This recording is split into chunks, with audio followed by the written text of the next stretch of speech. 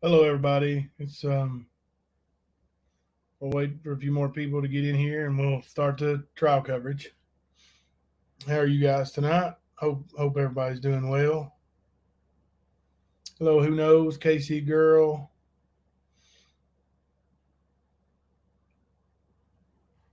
Hmm. All right.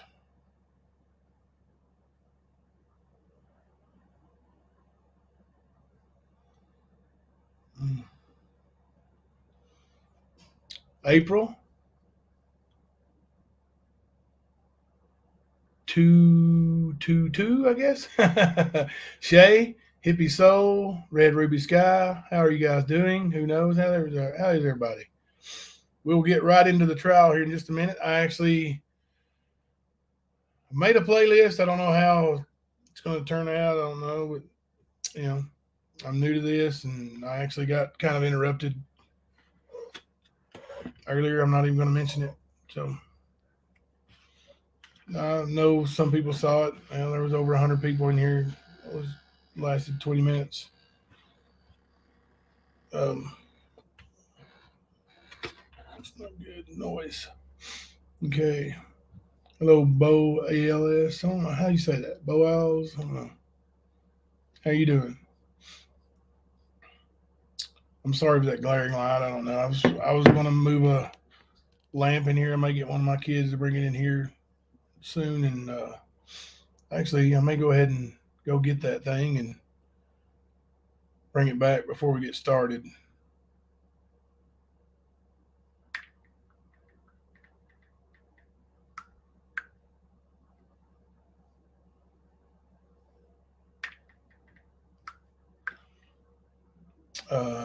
Did I send?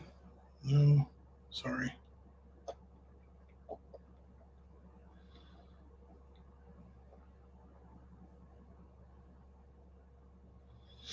Taking care of something right quick, guys. Just a minute. I'm sorry.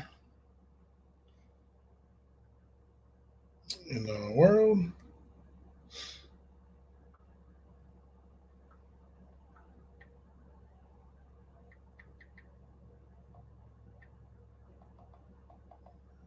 Okay.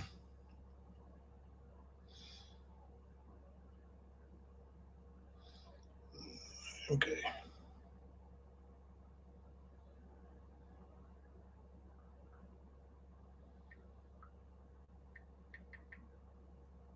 There we go.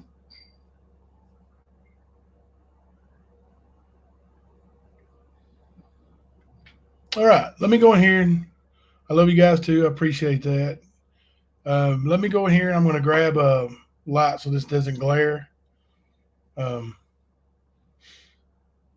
yeah, that's probably not good for us. Who knows? But I think hell, he's probably got 1,000 people in that chat. Um, you know, if we don't get a few more numbers, we may reschedule and try back around midnight. I'm not above doing that. I do want to keep going with the trial though. We do have content here, and we're gonna use it. So I will. Let me go get this other light right quick. I'm gonna put my face off camera, and I will be right back. It shouldn't take me a couple minutes. Give you guys a little music, background music. Be right back. Don't run off.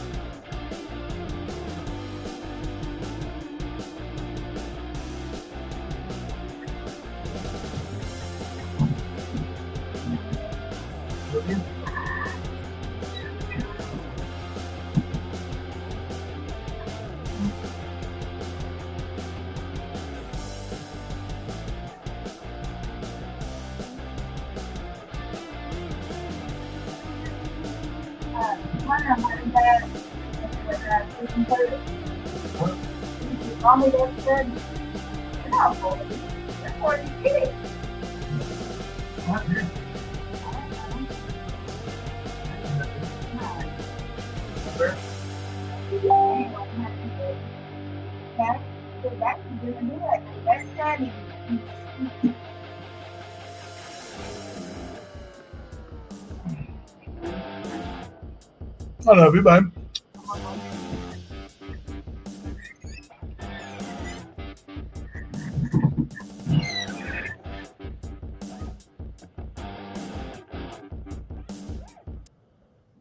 I'm back.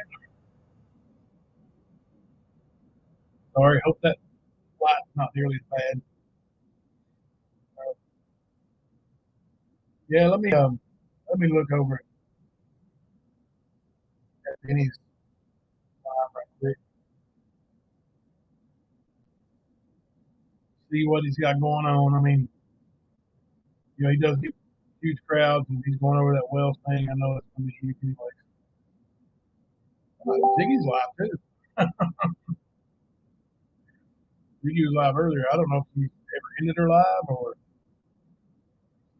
that long. Come on, Ziggy. Let me. I'm not going to leave the chat wrong.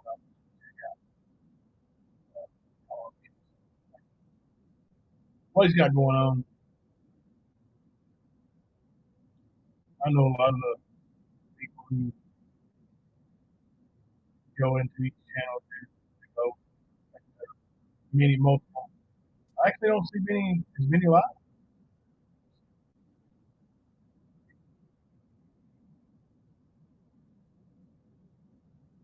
don't see many live.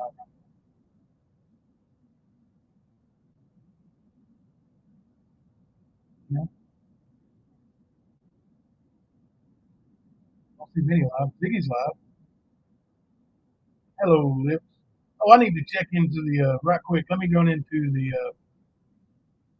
There was a couple of people I needed to unblock. Um, so I guess you guys saw on our community page. I made it was the easiest way for me to reach out to all the mods was on our community page. So I said, "Hey, mods, something like get up with me, however you know how to message me." And I got an announcement to make. The announcement was we're going to have a meeting in our Discord chat. So if anybody's not in it, they need to get in it. So I need to send them a invitation. Boy, did that send the internet on fire. So all the usual suspects go in there and start, what are you doing, planning something secret? Someone doxing people? Don't dox people here. Not on purpose. I mean, that's an activity. But I actually doxing one of my friends on here that day. Not bad. Actually, I'm not good at switching these screens back and forth. Uh,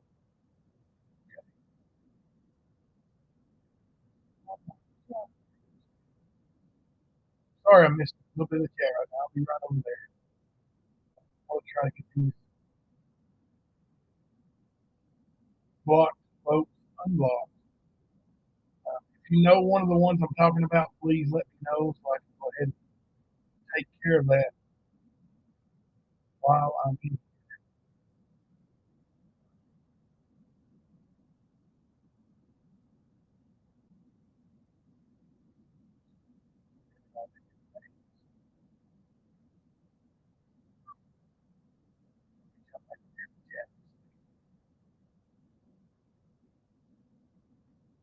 Oh, Jotty Thompson, thank you so much.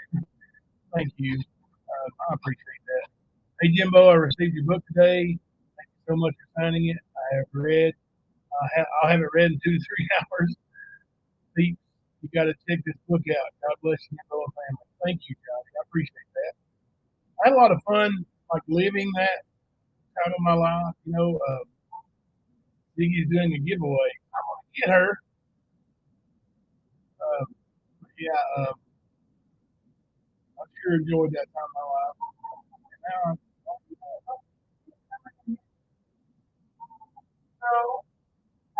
I'm, No, but now I enjoy being that old man even more.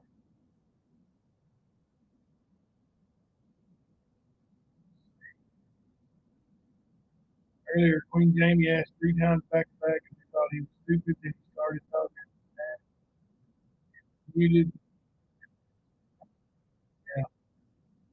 Yeah, he pushed my buttons. He got me going. Maybe I deleted the video I uploaded and the live I did. Uh, I feel I feel bad about it. I feel like I let people down by addressing that my food. I actually sent him $100 because he's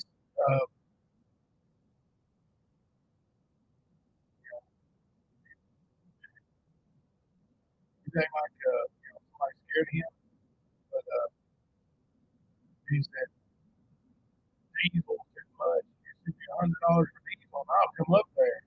I sent him $100 on diesel. He wasn't even going to acknowledge on his line. He was just going to let it go.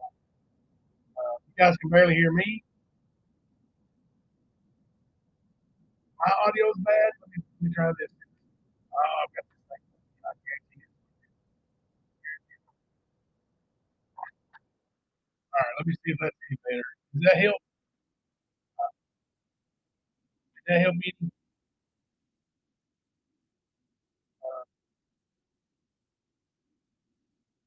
It shouldn't now. Let me go and let me leave studio and I'll come right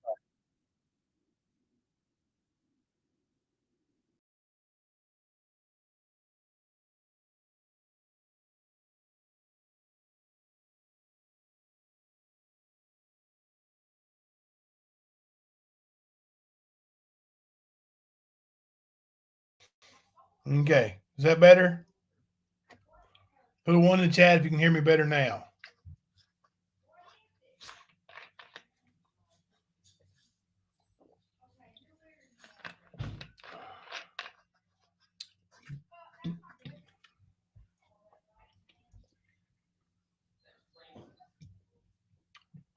You guys hear me?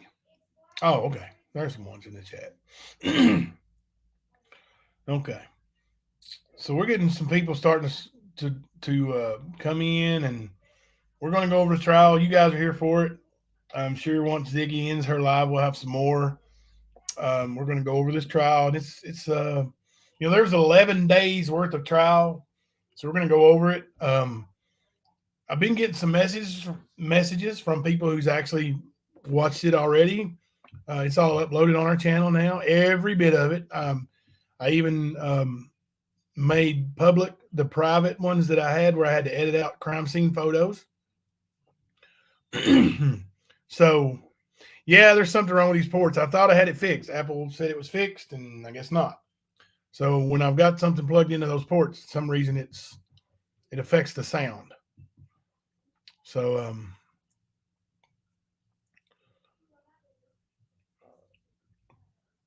I'm going to of course, I haven't eaten supper yet. So, and we're having breakfast for supper tonight. So, when Mama C brings my supper in here, I'm going to take my face off of the screen and let you guys just have the whole screen for the trial, which I think it does anyway, pretty much when I bring that up. and and please, while the trial's going on, if you know of those who need to be unblocked, and I've got a couple I've got to look at. Um,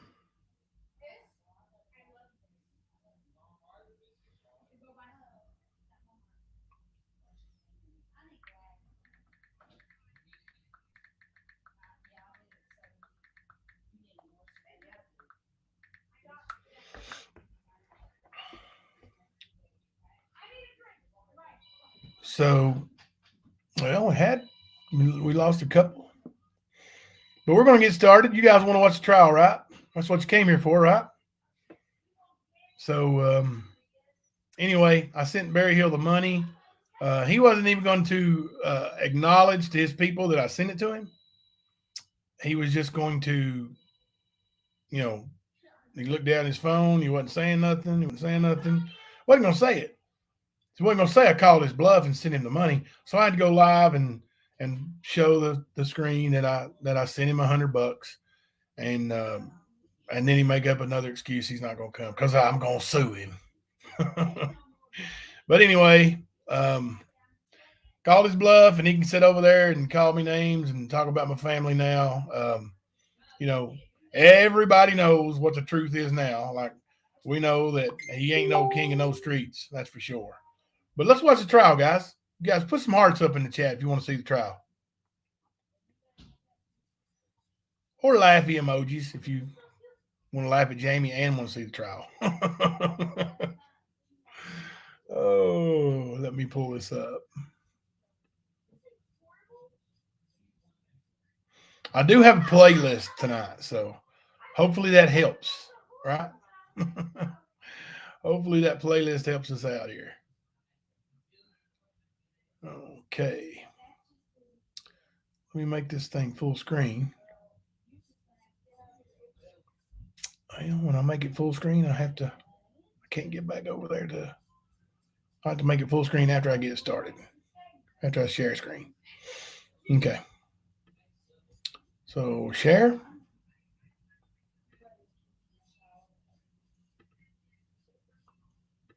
There we go. Now, let me mute, and that way you guys don't get any echo or feedback from me.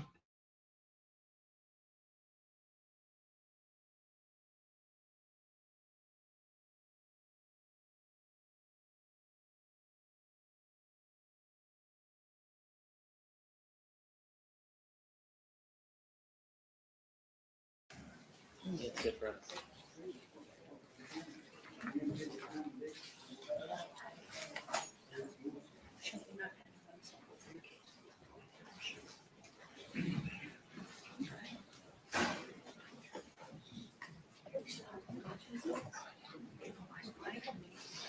Oh.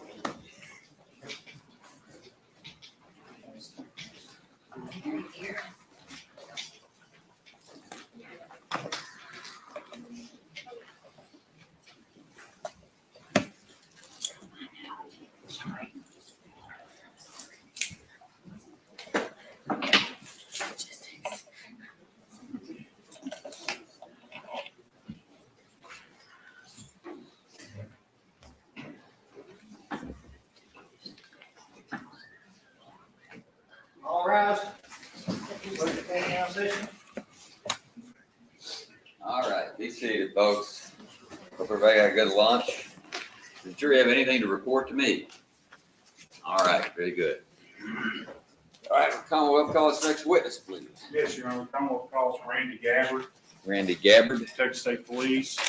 Judge, I will inform the court, we are going to be utilizing the television once more. Mhm. And I believe this is called an Elmo. Is that what that's called there?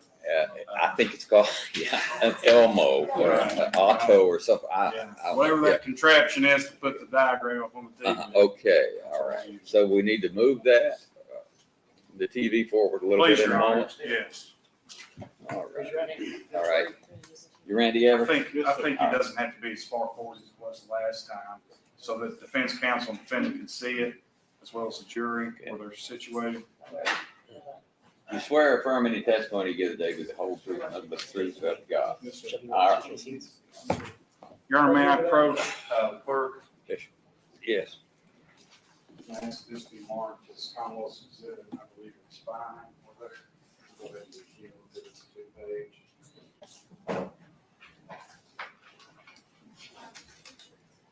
Just two.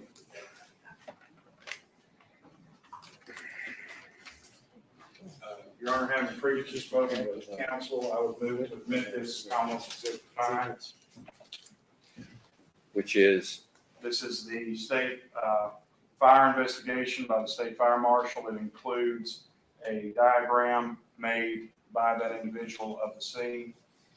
All right. Is there any objection to the that document being introduced? That's identified as Commonwealth's Exhibit 5. No, Your Honor. All right, it's introduced as. Thank you, Your Honor. Your Honor, may I approach the witness? Yes, you may. Go ahead and let you hang on to this thing. Okay. And you're going to be using that specifically for the diagram when we're asking questions about it. Okay.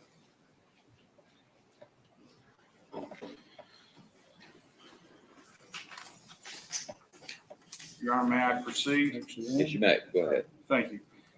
Sir, could you please introduce yourself to the court and to the jury? I am Detective Randy Gabbard, Parks Randall Gabbard, with the Kentucky State Police. I'm an arson investigator at Post 13 Hazard Kentucky. Okay. And how long have you been an arson investigator? Since February the 15th of 2012, when I was hired by the state police for this position. Okay. So on February 18th, 2013, is it safe to assume you were an arson investigator for Kentucky State Police? Yes, sir. All right. On that date, February 18th, 2013, did you have any duties that took you to Harlan County, Kentucky as a part of your job? Yes, sir. I was Harlan Post, needed a arson investigator for a fire they had in their post area. Okay. And is that common for you to be called out to the post when a fire is believed to have been taking place? Yes, if the arson investigator at that post is out of town or on vacation or something, we go to other post areas and work all the time. Okay. Do you remember about what time you arrived on the scene? I'm gonna say it was around noon or so, because it kind of come in early around lunchtime or something, before lunch maybe. I can't really remember. My report is not up here. Do you have a copy of it? I may have the times noted on it. Sir, I can, Your Honor, may I approach Yes. so that he may refresh his memory there? Don't read from this, but you feel free to refresh your memory. If you need a moment to look at that. Yeah, it says I arrived on the scene at approximately 4:44. Okay, do you remember arriving I mean, on not scene? 4:44, 2:44, 1444 hours.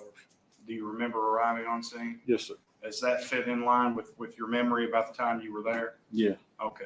it was around noon. I thought it was around noon whenever I got the call, so a couple hours drive over here. Okay. And you came from Perry County? Came from Hazard Post, yes. I was on Okay. post that day. All right. So when you arrived on scene as an arson investigator, first off, will you go ahead and tell me what an arson investigator is? What does that mean? Well, it's my time. It's my job. I have to have training in fire, on the fire side of the house, and also law enforcement side of the house. So you have to be able to.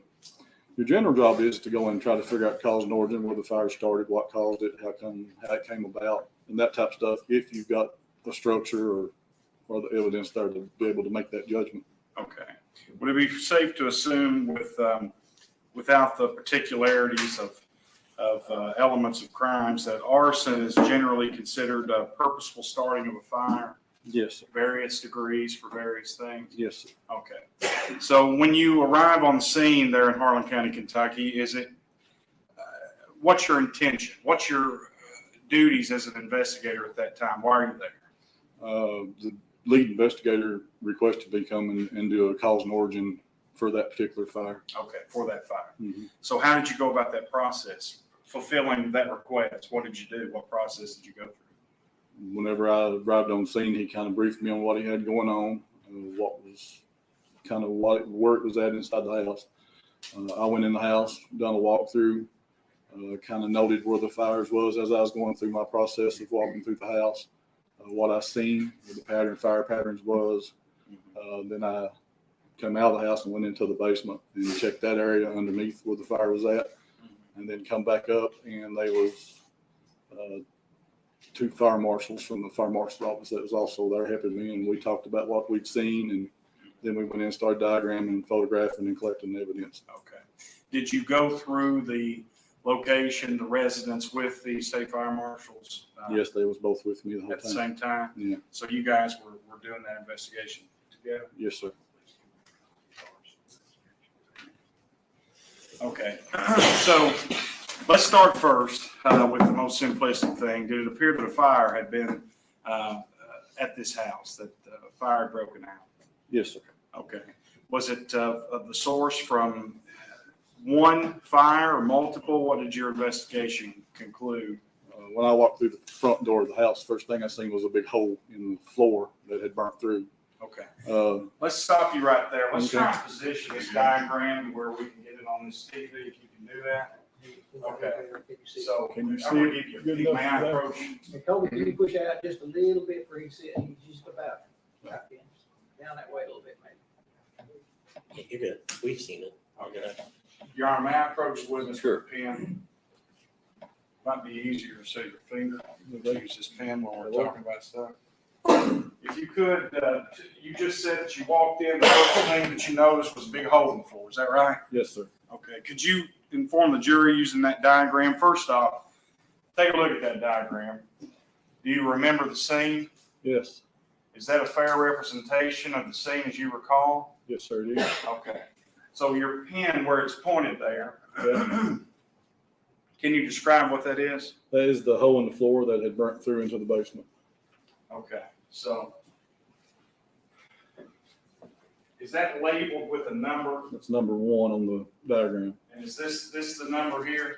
Yes, right beside of it. And this right here, is that what you're referring to as the hole? Yes, sir. Okay, so what's the significance of a hole? The hole in the floor happened whenever the recliner had burnt. What happens sometimes, not all the time, but sometimes, I've seen it several times throughout my years of being involved with fire. All the stuff inside of it, all the padding and the stuff burns and it melts, drops down the floor, burns a hole through the floor, and eventually gives way and it falls down into the basement. Okay. So the fire there where this hole is and where the chair is that you're talking about, is that an independent source of fire? I think it is, yes. Okay. So is that, how many in total? How many There places? There was 2 different fire origins in the living room, one in the bedroom and one in the office area. Okay. So 4, is that 4. correct?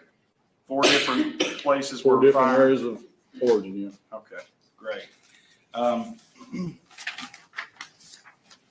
Now, you said 2 in the living room, is that Yes, sir. correct? Yes, So where was the other? the other one is the couch in the living room. Number 2 was the other area of origin in that room. Okay. Why, now those appear to me, I'm looking at that diagram there and it's in the same room. I mean, you know, if we're going by actual space on the diagram, it's tiny. Of course, that's not to scale as it says down there. How far apart do you recall, just a rough guess of how far apart those 2 places were? The Probably location? 5 to 6 feet, not very far apart at all. 5 to 6 feet. Why are they then labeled as 2 different places where a fire had been started? Why is it not the same location? Well, the couch was in a different area in the living room. The fire could be related between the 2. They are close enough for that to happen. The couch, the fire was more burnt on the end closer to where the chair was at in the living room area. I could not determine for sure if the couch had been set and just didn't burn and the chair did, or whether the couch was kind of set from it. I didn't see a pour pattern or anything to distinguish that there was anything like flammable liquids that was used to spread the fire. Okay. So it could be related. It could have been set and just didn't burn. Okay. Did you come to a finding in your investigation as to whether or not it's related or not? I think that it was 2 separate fires. Okay. Just from my experience and looking at this stuff, I think something may have been laid on the couch or something to start that fire. Also, it just for some reason did not burn like the chair did. Okay. Let's move on then. What's the, that was 1 and 2, correct? Yes, that's correct. And is there a third location where the diagram and points out? Yeah, the Okay. third location is in the bedroom area. Okay, describe that location to the jury, not necessarily what was in there, but concerning the fire and your investigation. At the end of the bed, there was like a hanger that had clothes hanging on it. Kind of like a free open hanger that you just kind of set in the middle of the floor. And on that hanger, they had clothes hanging on it, and it appeared that somebody had actually set fire to those pieces of clothes. Okay. So was the fire in that room then limited to the clothing? It burned itself out. It did? Yes, it did. It did not cause very much damage at all. Just enough damage to pretty well destroy the clothing on the hangers, and then that's pretty well it. It burned itself out. Okay. So then let's move on then to number 4. Is there a number 4 on there? Yeah. And could you describe where this fire is located? This fire was in the room where the victim was found at, on a chair sitting beside the victim. The base of the chair itself had been burnt. It was still intact, but you could see that there was a fire that was in the base of that chair. Okay. Was there a fire anywhere else in that room? Just around that chair, in that general area of that chair that I can remember. Okay. Do you recall the extent of the fire around the chair? It was not very much damage at all. The chair basically done the same thing as the clothes did. It just kind of burnt the general area around the chair, the top of the chair, and then it kind of just burned itself out. Okay. So let's go through then each one of these 4 locations, starting with location 1. Okay. On the diagram there, location 1, fire 1. Is that fire, in your opinion, your investigation, what you perceived and saw, was it limited to that area noted on the diagram? Yes. Was it not anywhere else? I mean, that was the bigger fire of the 4. It did cause more damage to Right. the house. Right. The fire did spread up and out toward the ceiling. They was, in the way fire spreads, once it develops and starts free burning, it spreads up and out and then rolls across the ceiling, leaving the marks and stuff. Okay. That fire was definitely the one that actually burnt and caused most damage. Okay. So look, the largest fire. Yeah. Would you consider it limited to the living room? Yes, it was limited to the living room area. It burnt, what happened was it burnt through the floor. The chair fell into the basement. And when the chair fell into the basement, it either knocked itself out or the fire department put out what was left of it. Okay. All right. So then let's move on to number 2. Do you see number 2 up here? Yes. That's a second source, a second fire, as you testified to, is that correct? Yes, sir. The fire represented by number 2 on the diagram, was that limited to the area represented on that diagram? It was limited to the end of the couch, mostly toward the chair. Okay, so limited to that Yeah, specificity that to general the area couch. toward that chair on that end of the couch was more damaged than the farther end of the couch that was away from the chair. Okay, The So couch was then- damaged completely, but the most damage was next to the chair. okay.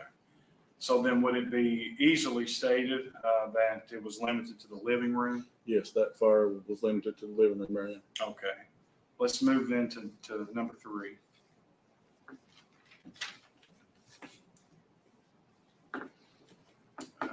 Let's talk about that. Is that a third source of fire, Yes, sir. It a is separate source? separate source from the rest of the house. Okay, and what room is that located in? That was in the bedroom where the clothing was hanging on the rack. Okay. Is that fire number 3, was that limited to the bedroom where the That was clothes were limited. hanging on the racks? That was limited to the bedroom and the clothes that was hanging on the racks and did not cause a lot of damage in that room. Okay, is this the one that you stated had burned itself out, the Yes, clothing? I think it burned itself out prior to the fire department arriving. Okay. Let's move to number 4 on the diagram.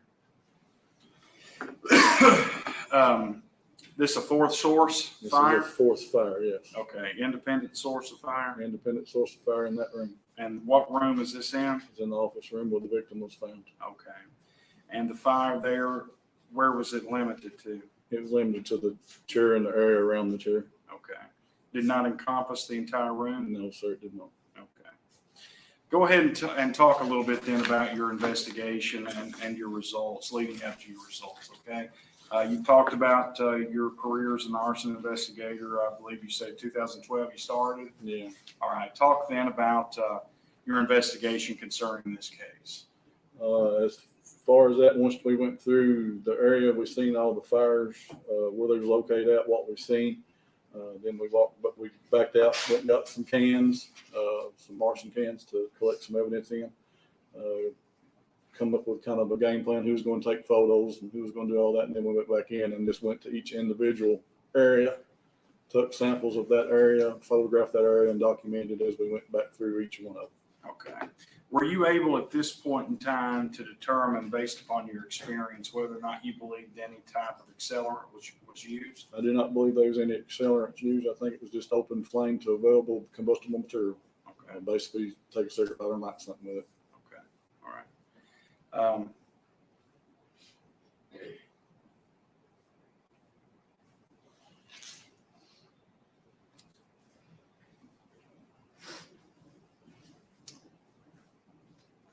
Goes without saying maybe, but I'm gonna ask the question anyway.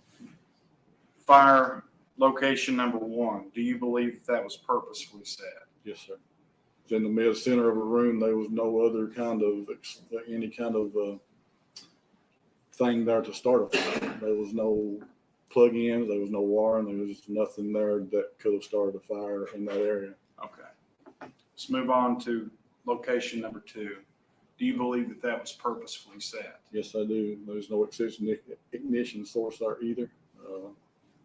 Like I said, I couldn't determine for sure if it was started from one or whether it was individually started in that particular area because they was close together, and it could have possibly came from the other one, but from the way it looked to me, it was probably started at a separate point. Location number 3, fire number 3. Do you believe that that was purposefully set? Yes, I do. Total separate part of the house, not affiliated with the living room area at all. No other kinds of ignitable sources there. Just some clothes hanging on the rack that had burned off and fell in on the floor. All right. Fire location number 4, fire 4. Do you believe that that was purposefully set? Yes, then again, another part of the house, not related to any of the other 2 sections of the house. Just no other ignitable ignition sources in that area other than that chair, and I couldn't tell if something had been laid on the chair and lit or whether it was just held something to the chair till the actual leather started burning or the top of the chair or whatever was on it. This part where you said that was just totally burned up and kind of gone. Okay. So we have 4 separate purposeful fires, in your opinion, set within this one location, this one residence, correct? Yes, sir. Why in the world did the house not burn down? The house was a newer constructed house, very airtight. Probably more than likely there was not enough fuel there for it to start. You got to have something that's going to spread the fire quickly in order to get it to burn into a free burning stage in the whole area. There just was not enough fuel or enough fire introduced to actually get it all going. Plus the house is very airtight. So once the chair started burning, it consumed a lot of oxygen. Okay. Now, you're an arson investigator. You just told us some stuff about why this fire in particular, these fires didn't work. With your experience and know-how, do you believe that if you attempted to, that you'd be able to burn that house down if you set fire to it? And your intent was to burn it down? If your intent was to burn it down. Objection. Sorry. Just approach, please.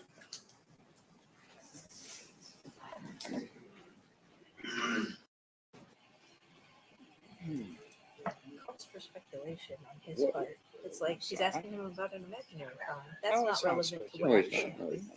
Saying if he knows what he's doing, could he burn that house down if he set That's 4 not part fires of to this it? trial. I don't understand your objection. He's trying to say that somebody knew what they were doing to burn the house down and somebody dumb couldn't. And No, that's it's not great. true. I'm not But that's done. not- That's not what I said. I'm not saying you're Overruled. Let's go on. No, okay. You want to repeat the question? Yes, Your Honor. You have stated that you are an arson investigator. You're familiar with these things. If you were trying to burn this house down, could you burn that house down? You mean me as You myself personally. with the knowledge I have? Yes, sir. Yes, sir. Okay. So do you believe, based upon that and based upon your investigation, that the person that did this knew what they were doing? No, I don't think they had I think they set the fires to intentionally destroy the property, but they didn't have enough knowledge to know how to make the fire spread. Okay.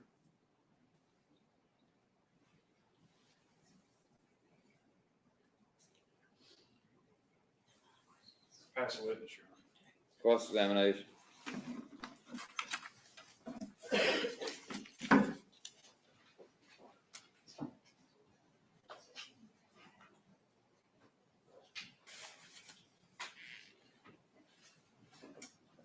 Good afternoon.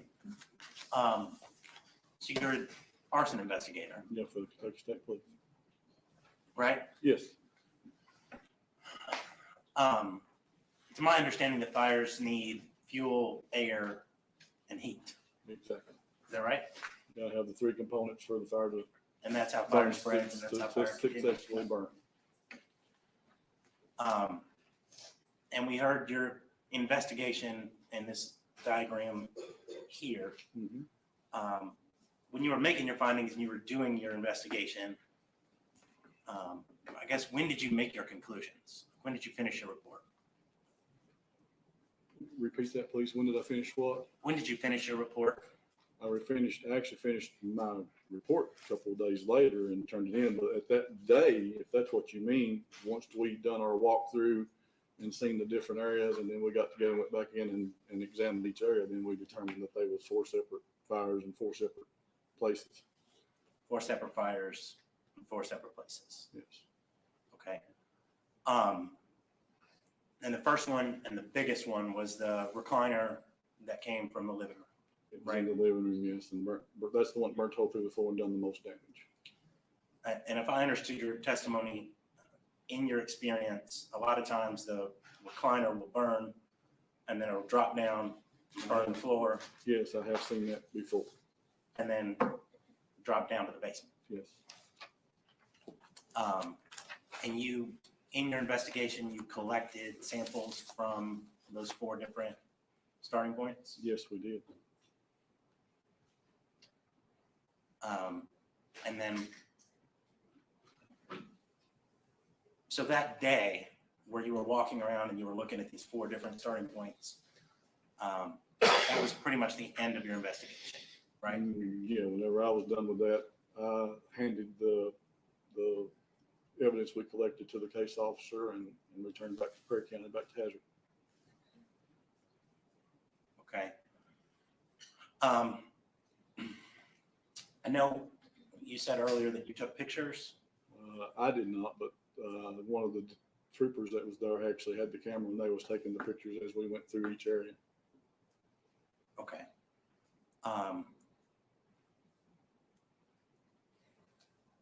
So when you arrived to this place, it was at 2:45. That fire was already out, right? Yes, sir.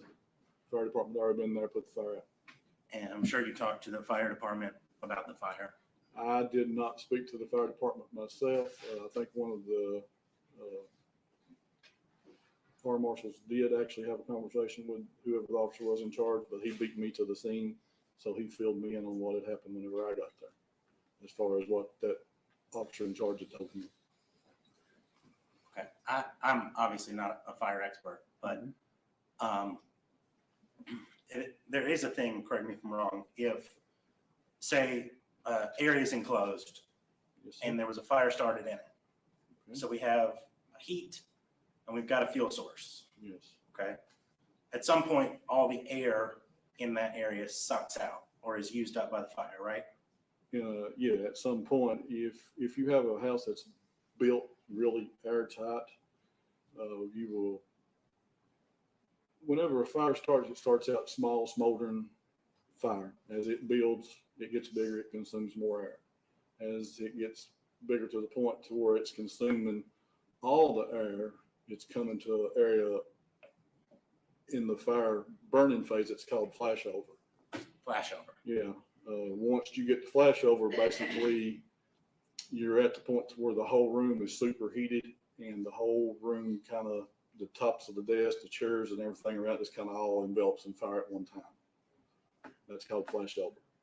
This house did not make it to flashover. And this house did. No. Would you say that's because the chair dropped down? I think it's because the chair dropped down and the couch and stuff just didn't have enough fuel and enough heat to actually free burn. Free burn is whenever it's burning and it's taking up all the air. Was free burn where the air goes up and out, Yeah. or the fire goes up? Yeah, goes up and spreads out, rolls across the ceiling, and starts consuming all the air, all the oxygen in the area. Okay. So really the purpose you came from Hazard to Harlan to determine if it was an arson, Correct. right? To do a And in your cause and order. expertise, this was an arson. Yes. But you didn't come down here to determine what time the fire started, did you? No.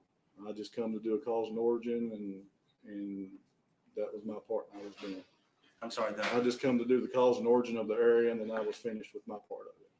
and that's all you did. Yeah, that's all I did. I done the cause and origin, give the cans and the material we collected to the case officer, and told him to give me a call, and I would get him a report rolled up and add it to his case file. Have you seen a video of Mr. King's house from the morning of the 18th? No, I have not seen no videos. Okay. If I told you that on that video, at one point in time, there's a plume of smoke, Okay. and then 3 hours later, doors open and there's a lot more smoke. Okay. Would that be consistent with your findings of that house being well-built and not having enough oxygen for the fire to spread? Well, with the house being well built, the smoke and everything stays inside the house until it finds a way to vent itself out. You have to have enough heat, fire, exposure of the house to get to the vent process, get to where it burns through the ceiling, burns into the attic and vents out, and then it starts getting more oxygen, or it blows the windows in the house out. It will find oxygen eventually, but on a lot of newer homes, they will actually consume all the oxygen, fire goes out.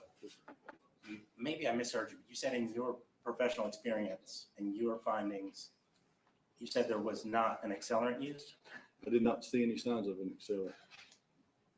And I took the samples of every area just to test to make sure that there was none, but I did not see any signs of accelerants. There was no trackers, no trailers, nothing like that. Thank you. Mm-hmm. Any redirect? No, Your Honor, subject to recall and subject to rebuttal, we have no further Okay, questions. so this witness may be recalled. All right, you may step down, it's still subject to recall, sir. Thank you. Do you need these? Was that introduced? Yes. Your Honor, if I may, I believe that's my only copy of that. There Exhibit should be two 5, things there. There's one exhibit, and then I also handed in, remember, the floor plan. refresh his recollection. May I approach, Judge? All right, and this, what about this? Is this yours also? That's the thing. Stuff is collected exhibit 5. This goes This is the only thing. Okay, this, all right, got it. All right. Oh, yeah. All right, okay. You may call your next witness. Your Honor, the Commonwealth calls Dr. Kristen Roth, who testified last Wednesday Mhm. by speakerphone, and we would play that examination for the jury at this time. All right.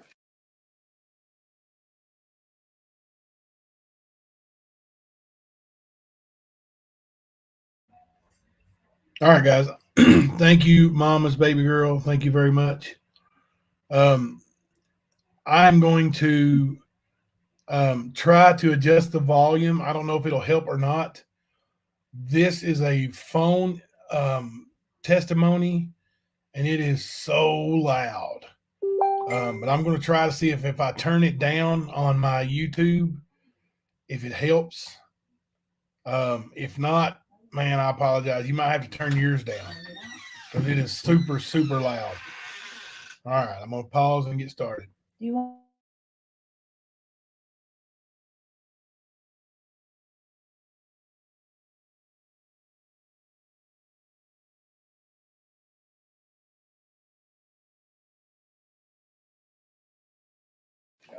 Are we set up to go with that? We are, Your Honor.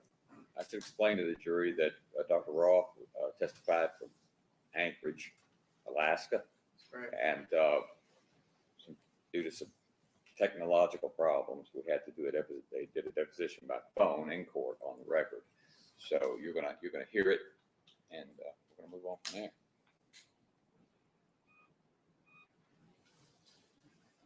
Should be ready to go, and we could, we'll see if we need to adjust the volume on that. We're up as high as we can go here. We'll see.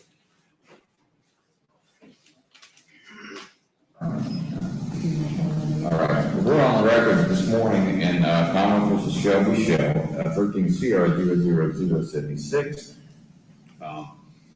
We are doing the deposition of the state's medical examiner. One time her name, I forgot. I'm sorry. Kristen Roth, Your Honor. All right, and we're doing, she has relocated to Alaska, which is why we're doing this by deposition.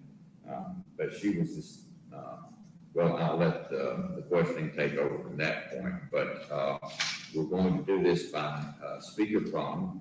The plan had been to do it by Skype, but those systems, that system is not working this morning, at least on her end. So let's get her on the phone.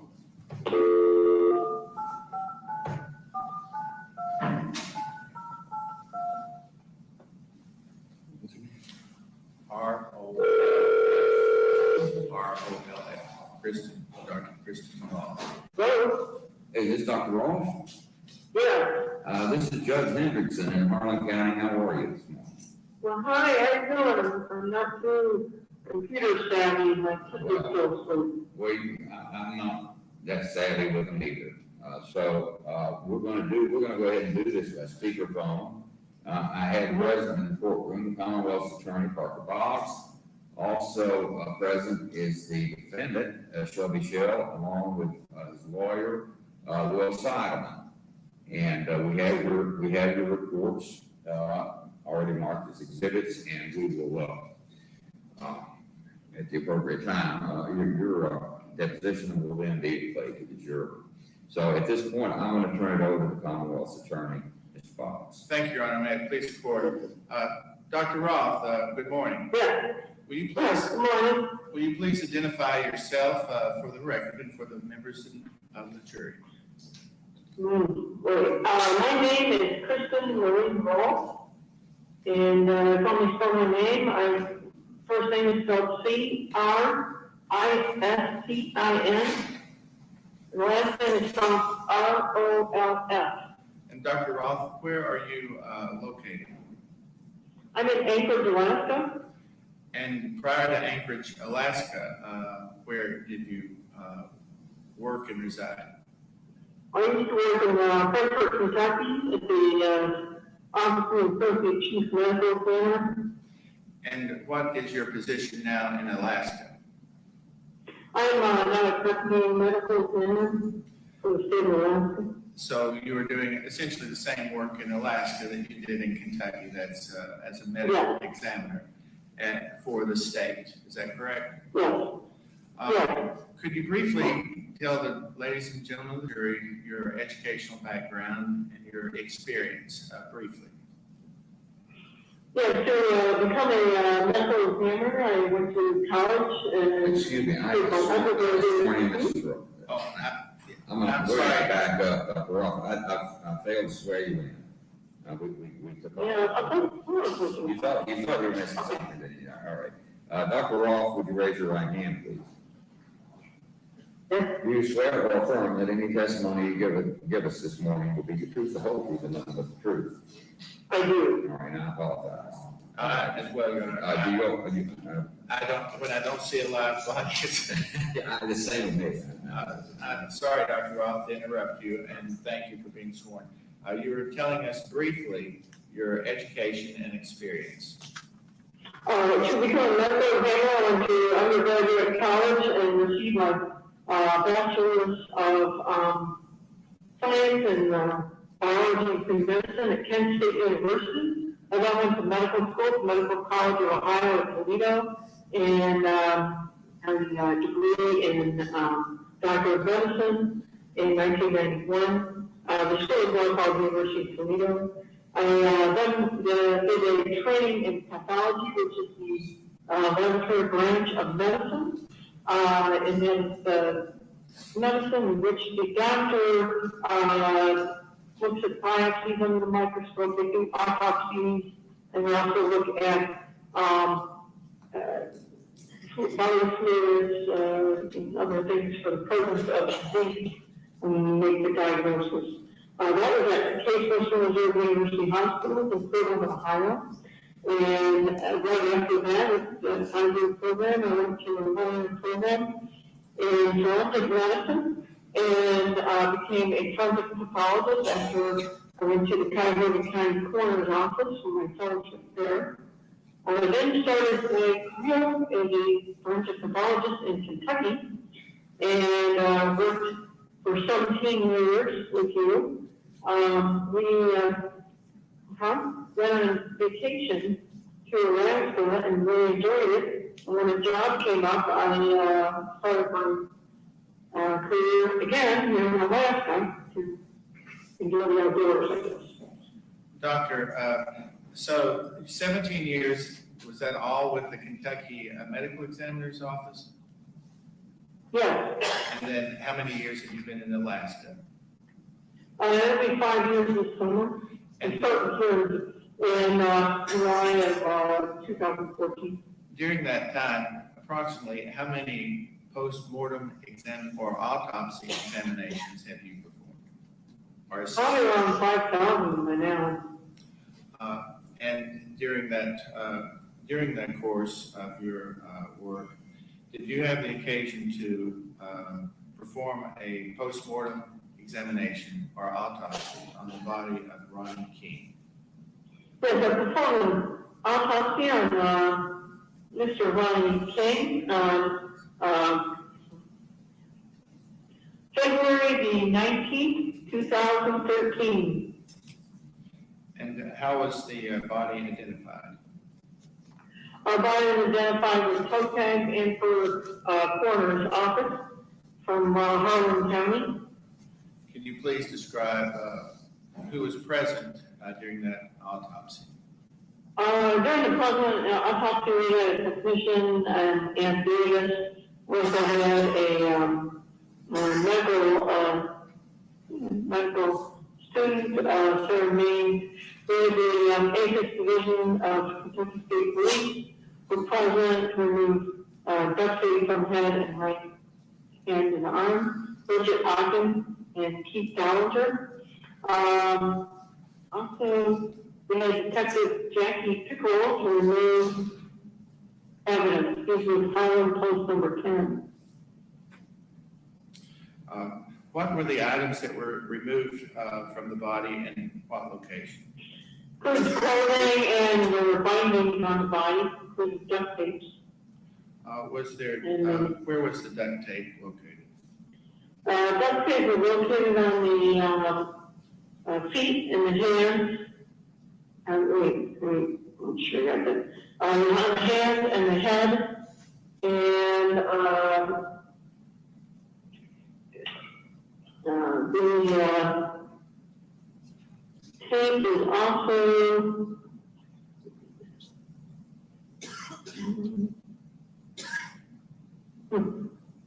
so make sure to remember the legs on it. One duct tape material, take the on both ankles, and you have a pair of men's briefs or some old down that was also mixed in with this duct tape material. Was there duct tape over the face? Yes, it was wrapped over the face, from the top of the chin, over the mouth and the nose, and it stops just below the eyes. Were their It glasses covered both ears too. Yeah, covered both ears and the nose it encircles the head, encircled? probably about 5 times. The duct tape was about 5 times around the nose, the mouth, from the eyes down to the chin, essentially. Is that what you're saying? Yeah, it encircled, but went around the head multiple times. Were there glasses on the decedent? They had a pair of wire red glasses on his head. So did you perform an internal examination? It confirmed an internal examination was an external examination. External. I'm sorry if you couldn't hear me. I asked you, did you perform an external examination? And could I you, will look at the surfaces of the body for evidence of injury and, what items of, material and clothing around the body. were there areas of injury? Yes, there was evidence of blunt force injury, which included a 1 by 3/8 inch brown square abrasion in the skin below the left knee. There's somewhat bluish discoloration underneath this, indicating a contusion or a bruise. The skin below the right knee showed a crescent shape 1 by 1/4 inch parchment-like abrasion. So, There was a redness, red hyperemia, but there was bright redness around it. in layman's terms, would that be described as two skinned knees? Well, I'm sorry. How would you describe that in layman's terms on the knees? I had a skin scrape on both knees. Did it appear to be relatively fresh or new? They appeared first. Was there any skin blistering? Was there any blistering on the skin? That would include in the thermal injury and in the thermal, part of the thermal injury, he, also showed petechia with a small hemorrhages in the conjunctiva, which is in the eye. And he had, somewhat reddish discoloration on the neck. Could you tell the jury the significance of the petechia that was around the eyes? And what does Yeah, that look at mean? leads pressure applied to the head area, possibly from trying to breathe over from the materials around the face. It's an indication usually of some type of suffocation or smothering. Smothering, suffocation, strangulation, is that where you see petechia? Yeah, so increasing the pressure, blood pressure in the head, and causing the small capillaries to break.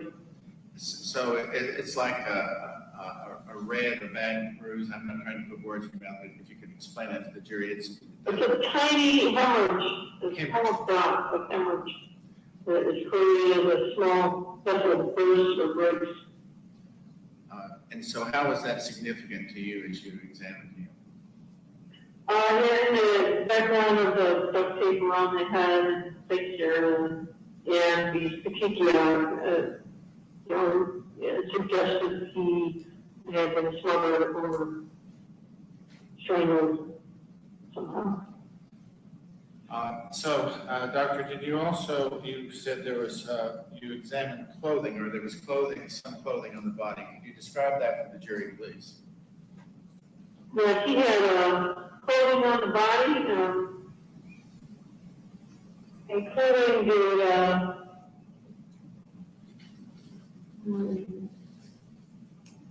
recorder's tag on the right toe, the partially shredded brown skin button down, brown skin shirt, so it partially burned, more blood on the back of the shirt. I found the shirt mostly burned away, and it's brown.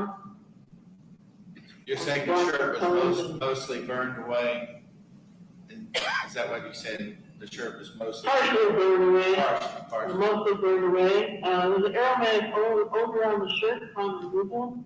The back of the shirt, so duct tape doubled over on it.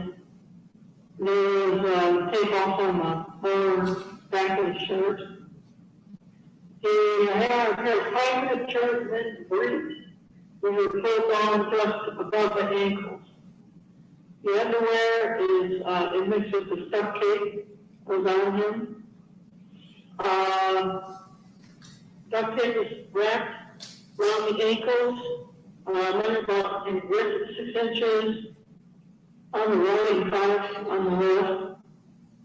And tape is mixed with, partially charged soft material from the feet. taking the moves and giving Mr. Pickerel, Detective Pickerel. The butt check is also somewhat melted on the feet or ankles. The left wrist had a segment of brown rubber belt on it. There was an overhang down in it. Photograph of Mr. Pickerel. There's small shards of duct tape with white plastic zip tie material on the back of his left hand, the dorsal of the left hand. Are you saying there was zip ties on, did you say the hand? Or partial? There's small fragments of zip tie, tables of dorsal skin, the right wrist and hand is completely enclosed. It looks like a mitten wrapped in duct tape. I'm having a little hard time hearing, just, no, if she could just maybe slow down or get closer to the phone or just going in and out. Am I the only one that's hearing that? Okay, Mr. Simon says he's had a little difficulty hearing. Perhaps if you might not talk quite, it might slow your speech down a little bit, and that might help. You say, is that right, Mr. Simon? Did she say something about mittens? Or Possibly put it on, speakerphone, which might be a little better. Oh, yeah. Are we doing that? Yeah, we put a speaker here, you can hear you better. Yeah, that's way better. All right, go ahead. Can you hear me better? We can. And Doctor, you were talking, I think, about zip ties, and did you mention something that looked like knitted material or mittens or something? Yeah, the hand, right hand and wrist are wrapped completely in duct tape. It actually literally looked like a mitten on his hand. Doctor, did you observe what you were calling thermal injuries on the body, and could you describe that for the jury, please? Well, internal injuries? Thermal injuries. Thermal, oh, okay, yes. Burn. He had, thermal injury, including soot material on the upper and lower legs, spreading across the back onto the left and right flanks. There was early or somewhat blackening or darkening of the superficial skin on the dorsal of the left and right forearms, the back of the arms, and hands, especially on the right side. The skin is charred or blackened. It was epidermal blistering and parchment-like firm yellow skin is on the right flank, on the right side of his body, right upper leg, in the right upper leg, extended to the knee. The skin of the mid-chest, mostly on the right, sparing the nipple, involving the left nipple, is net-like brown, parchment-like skin. Was there other charge? Charring of the tip of the chin, or burning of the chin underneath the duct tape, or where it's protruding from the duct tape. Signs of multifocal skin slough, underneath the superficial layers of the skin has come off, or shed slough. On the upper back, extending slightly to the left. The skin around the buttocks shows multifocal skin slip where the epidermis, the top of the skin comes off. There are small areas of skin slip on the lower back, extending to the right back. There does not appear to be soot-like material within the mouth. Internal examination of the airways reveals very slight reddish discoloration of the muscles and pericardial muscles. You know that there did not appear to be soot-like material within the mouth. Was that because? Yeah, it didn't appear like that. I found reviewing the pictures, the tongue looked a little bit grayish. Maybe there's some material on it. He did have duct tape over his face and mouth. There was a small amount of black material within the trachea. What would that mean to you? That would mean probably that he was breathing during the fire. And that he would have breathed in some of that soot-like material. Yeah, so some of it did get through the duct tape and in his area, not much. The carbon monoxide level was also pretty low, it was only a 5%. What did the examination reveal about the coloration of the intercostal muscles in the pectoral? They're somewhat reddish, but, this wasn't bright red or anything like that. Was there examination of the blood? What? Was there any examination concerning the blood during this? The blood was slightly reddish color, And what would that mean? maybe a little carbon monoxide, but there wasn't much, especially when we did the testing. Now, That's a did you, byproduct of fire, when the air is incompletely burned. I mean, it's incomplete burning, creates carbon monoxide, carbon dioxide, which comes from people and carcinogens and things like that. what next did your examination consist of? I'm sorry, what? I can barely- What did you do next in your examination of the body? What did I do about the examination of the body? After the thermal injuries, what was the next portion of your? Oh, I'm sorry, we examined his head, which had evidence of a gunshot wound, or had a gunshot wound. Could you describe for the jury what you described as a gunshot wound to the head? He had a darkened triangular and blackened gunshot wound, the skin of the right temporal scalp, that's right above the ear. And the wound measures 3/16 of an inch. It was surrounded by black and parchment-like 1/8-inch abrasion ring, which surrounded the wound. The wound did show small horizontal impression-like abrasions extending into the face to the eye. And there was a dark mark associated with the defining of the face.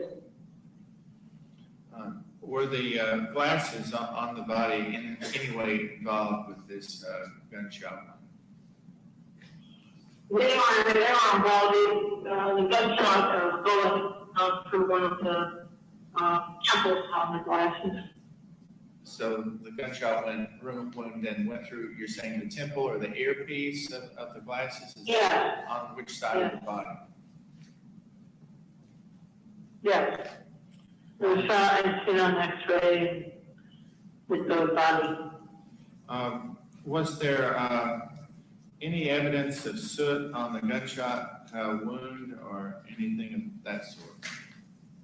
There's a small amount of blackening on the gunshot wound. What was the path of the bullet? Were you able to determine the path of the bullet? The bullet traveled through the head, to the right temporal lobe of the brain. It's part of the brain against the temple.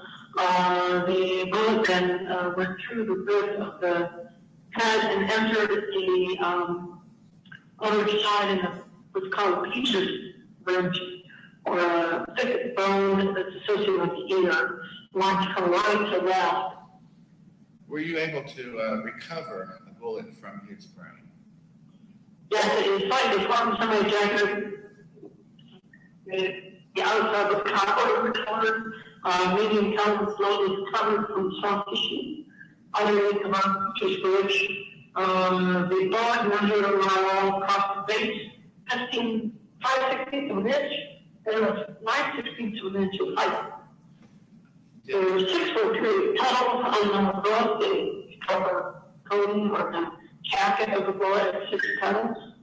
The bullet appeared to be hollow in the center. Did I understand you to say that it appeared to be a copper coated? Yeah, the jacket coating was copper colored. And did you say a hollow type center of the There hollow? was a hollow center, or hollow point type center. Um, Yeah, I'm not an expert in bullets, I can't say exactly what name or brand this bullet is, but it looks somewhat of a medium colored one. It looks like a tip that was flange out like forward. Did you, what did you do with those bullet fragments? I photographed them and gave them to the custody of Mr. Pickerel, Detective Pickerel. That's Detective Jackie Pickerel. Yes. Were there any other associated injuries? A long distance, tubular fragment of brass colored metal that comes from the scalp at the entrance. Now it's probably part of the glasses. I'm sorry. Associated injuries I'm sorry, Doctor. Could you say that again?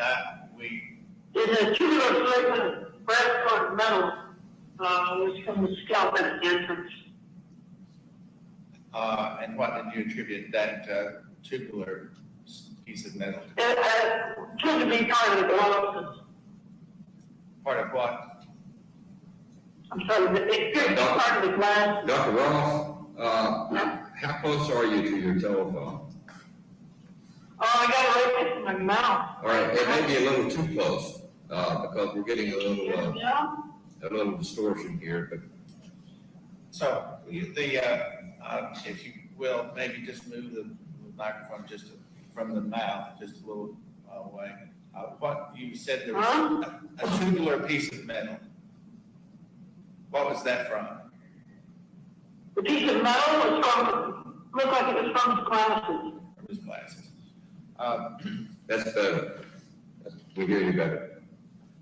Yeah, I'm actually not doing anything different. Doctor, did you also perform an internal examination, and did it reveal anything significant as to the cause of death? Yeah, there was injury to the brain, also emotional fractures of the orbital front plate, and the bone off the eyes. Sometimes of the middle portion of the skull is made with the gunshot injury moving through. The brain itself showed small subdural ridges that left between the membrane and the brain. There's subarachnoid hemorrhage involving the cerebellum. It's a small part of the brain where the brain stem and some would come out. And on the under surface or interior surfaces of the occipital, which is the back of the brain, and might have lost temporal lobes. So yes, brain trauma or injury from this gunshot wound. Well, what about the respiratory system? The respiratory system, there was, let's see, the bronchi contained in the room, there was a liquid, which is supposed to be blood. There was trauma to the respiratory system. Did you also examine the digestive tract, the genitourinary tract, the endocrine, and the musculoskeleton, as well as the head? Yes. Did you There was organs and body. Did you reduce the examination findings to a report? I'm sorry, can you repeat that? Did you reduce all of your findings from your examination to a medical report and the gross anatomic description of the autopsy of Ronnie King? Did you prepare a report? Yes, I prepared a report. And what date was that report prepared? The report was signed on March the 26th, 2013. Did you did you prepare what is called a final report that summarized all of your findings?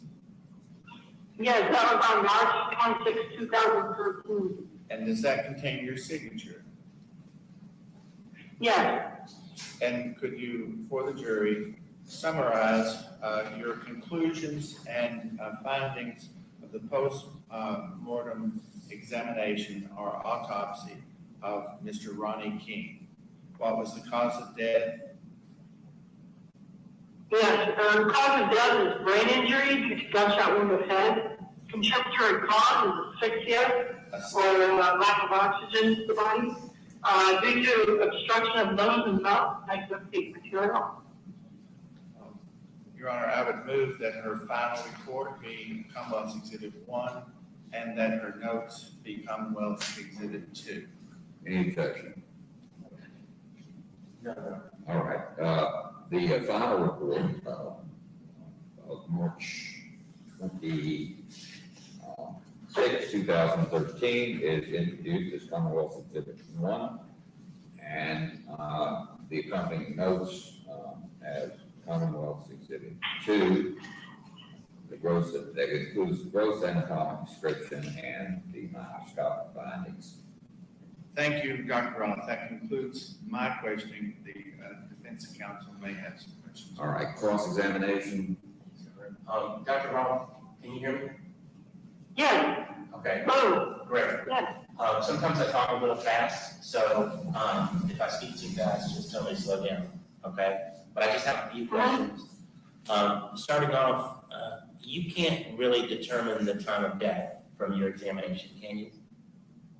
I would say if I was the position of the body when she got in the autopsy room, the body was cold, did not show signs of decomposition. So he was dead a very long time or anything like that, probably an hour to a day or so.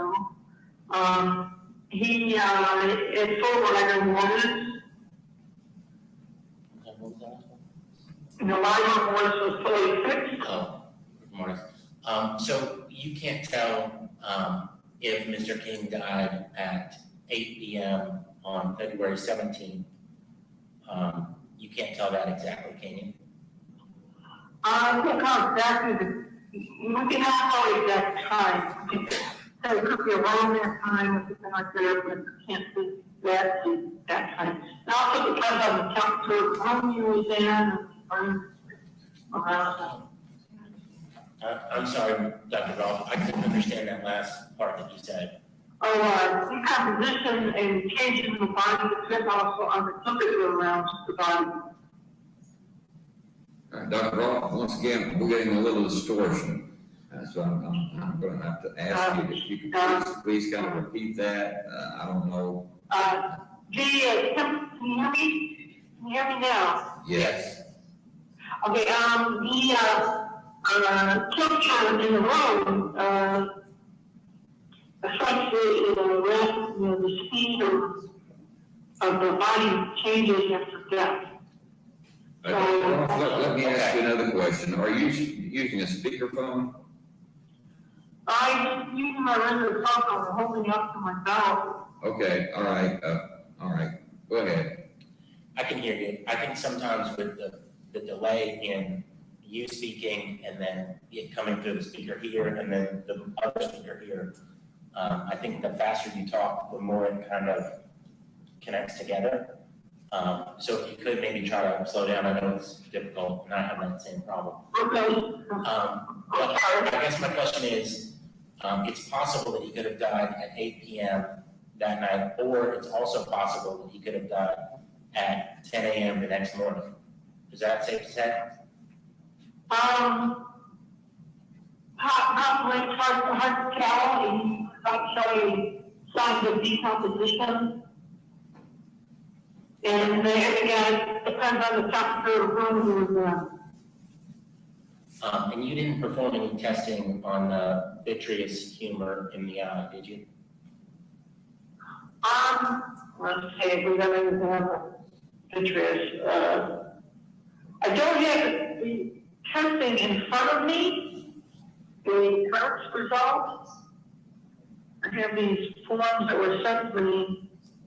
I just got the toxicology result on the blood. We had pictures for potassium or anything like that, but that can vary with the time of death too. Okay. And you don't know who killed Ronnie King, do you? I don't I mean, you're know testing. who killed him. No, all I do is come up with the cause and then death, and then Okay. we collected samples of the body and gave those to the police. All right, thank you. No further Okay, questions. I have a few more questions. Okay, we've got a couple more. So you didn't test the vitreous humor, but that is a method, or, Yeah, it's not a great method to tell how long the person has been dead. but it is a It can method. vary.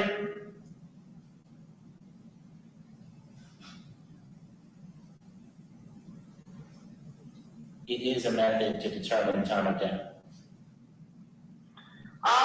Didn't have to use it before, but it's just generally when the calcium increases over time, but it might vary with the temperature or where the body is or how,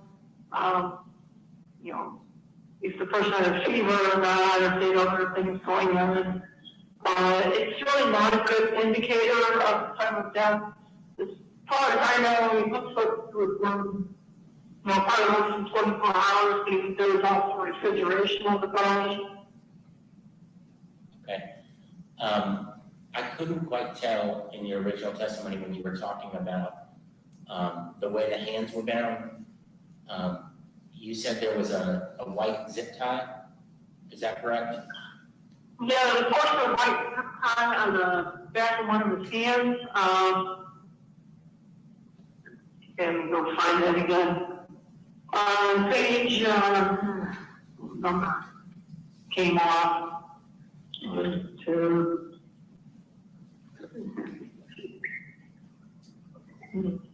Okay, 1, 2, 3, 4, 5. I think page 6. Also, my new finding of duct tape and a fragment of white plastic zip tie was present on the body from the left hand. So it was a fragment of one zip tie. Is that correct? And a fragment of white plastic zip tie. Okay. And I must have misheard you. When you said mittens earlier, you meant that duct tape looked like a mitten, right? There was duct tape on the body. On the hands. Both hands. The question, doctor, I was, had fragments of duct tape on the zip tie on the left hand, the right hand was completely closed.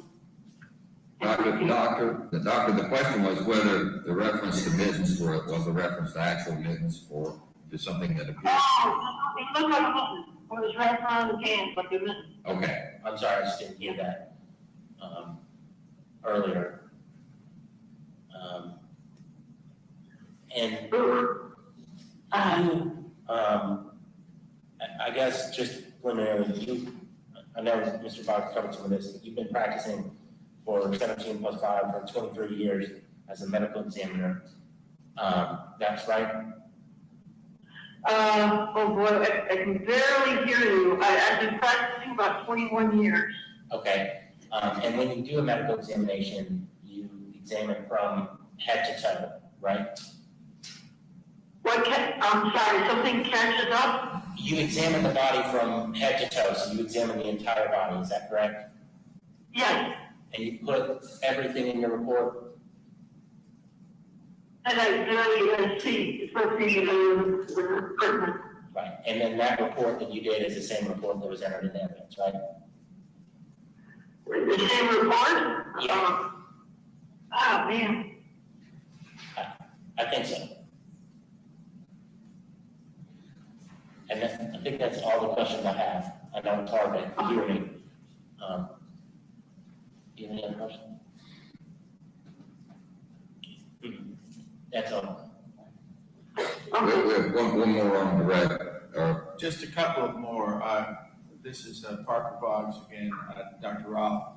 The zip tie that you were questioning about, the fragment of the zip tie, was that under the duct tape? Had it been duct taped onto the body? I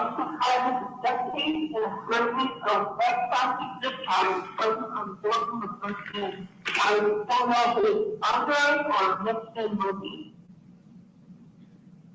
Are you saying that the fragment was held on to the body by the duct tape? The sizes of the box were very small, and there was some of the left hand. And so we're clear also, Doctor, about the range of the dead. What, at the time you received the body, could you give the jury an approximate range of the, how long it had been since? It just been dead, less than 24 hours, shows no evidence of decomposition, but usually a room temperature. And he also was kind of refrigerated in between, so that was 4 days down. And is one of the reasons you say a range, but it had been less than 24 hours, you received the body in Frankfort, Kentucky? Yeah, we started now at 8:20 a.m. And you said that the temperature, when Mr. Seidelman, counsel, was asking about the vitreous material of the eyes that can sometimes be used to determine the length or the cause or time of death. You said that's affected by temperature. Would that be affected by fire or temperature or the temperature of the room? Usually, like the temperature of the room after the person died, and then, So I can be clear of your answer. You're saying the temperature of the room would affect the reliability of whether you could use the eye as any kind of. yeah, because they could vary some of the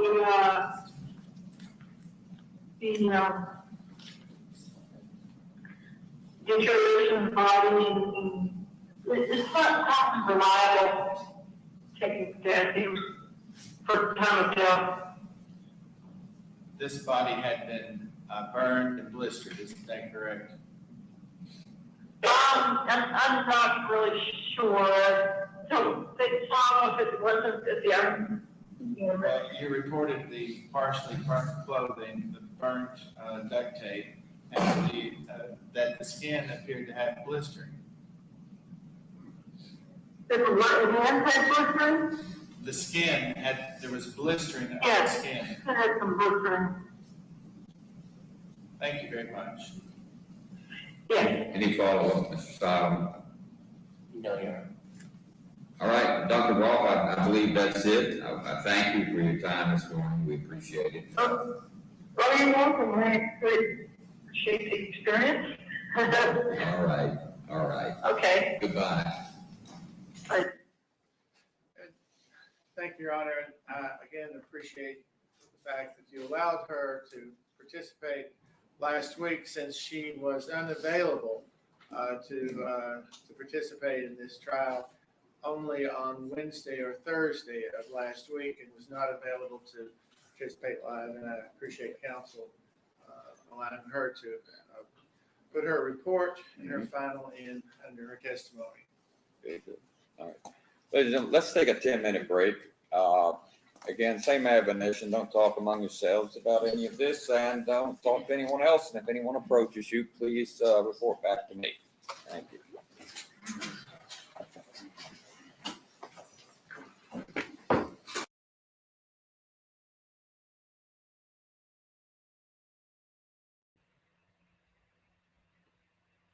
Okie dokie. Let's stop it right there for a little bit and just talk about what we've just seen in the trial.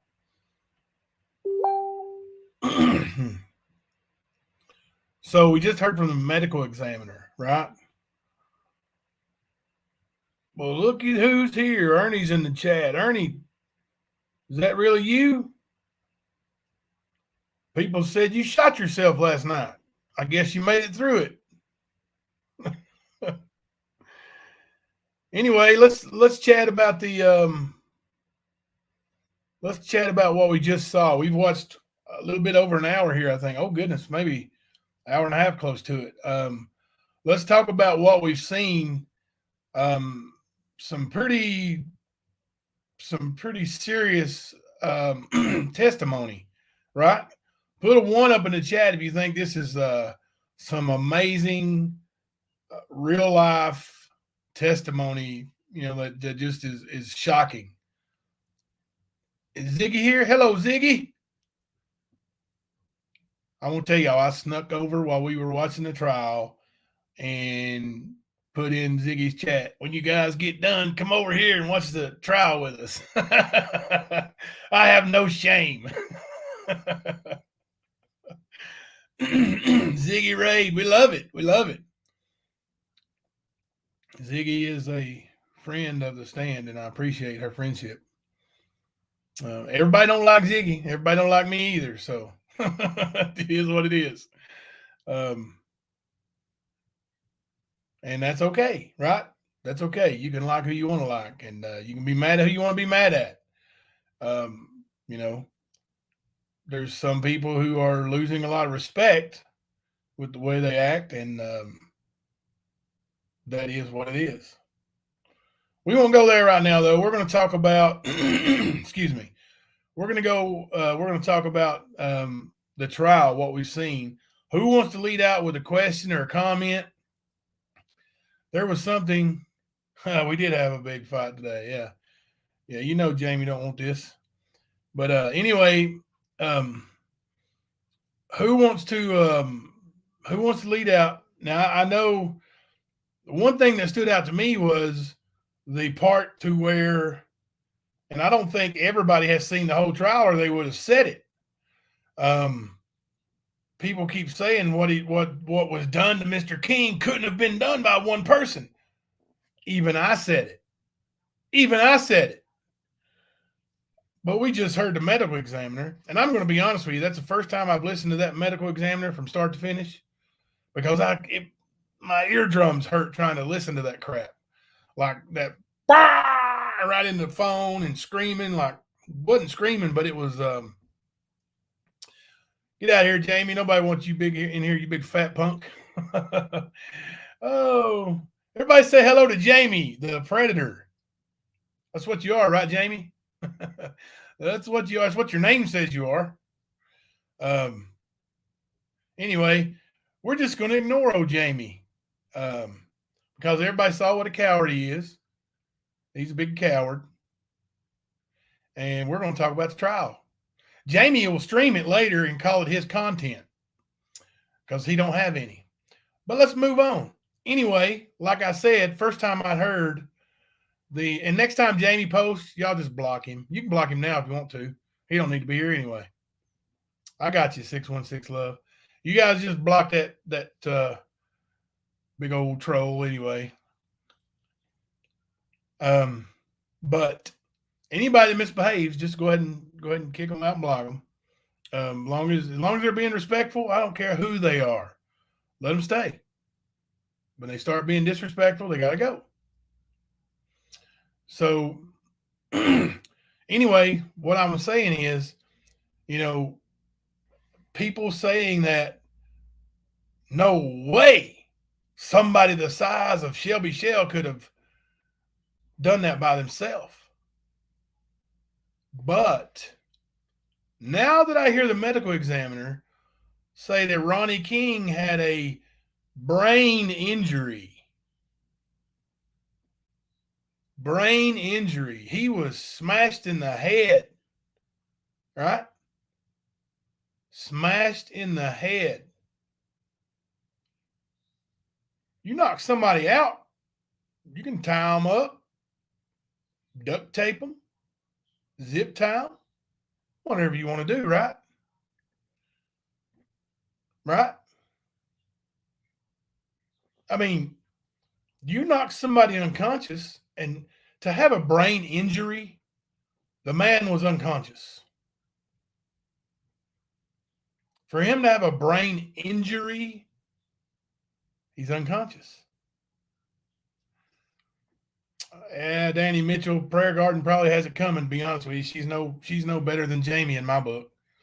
She sits over there and acts like a Christian, and then calls people, names. So yeah. He did say he looked for a hammer, but didn't find one. That was after he already had him duct taped, Sandy. That's already he claimed he was already duct taped, already zip tied, and he went looking through the house looking for something to kill him with quietly. Like, yeah, you heard that come out of the words of the murderer,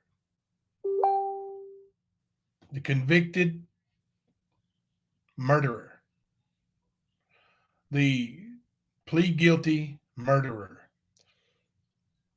Yeah, so Mr.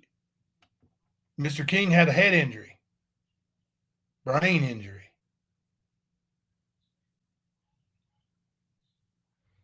Don't know, Jotty Thompson.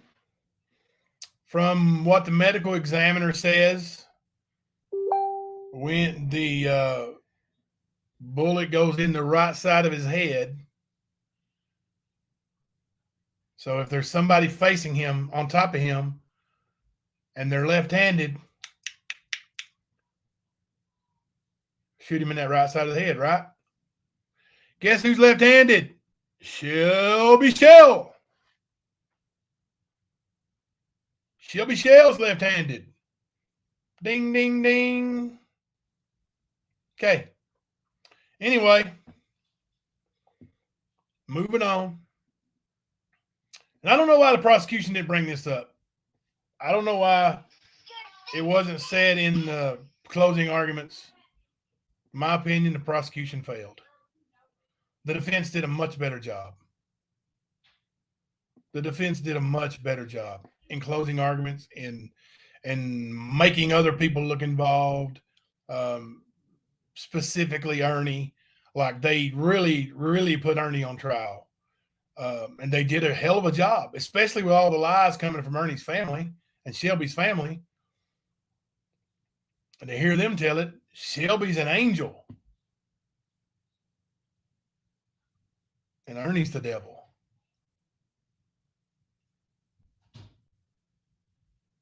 Either way you look at it, it's sad for their family to think that way of either of them. Like, Shelby's obviously not a good person. He's not. Look at his background, all the robbery and burglary and theft and violence. He's not a good person. But his family worshiped him.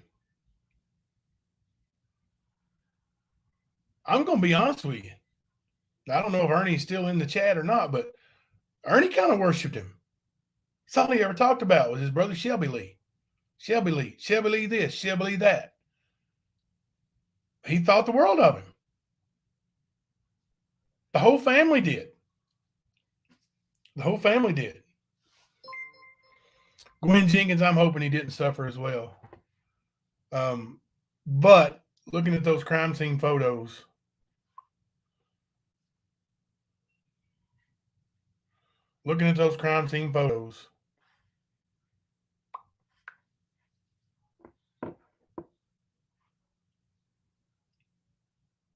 the duct tape around his nose. I know you guys haven't seen it. You heard the medical examiner. The duct tape was up here, right under his glasses, and it covered from here to here.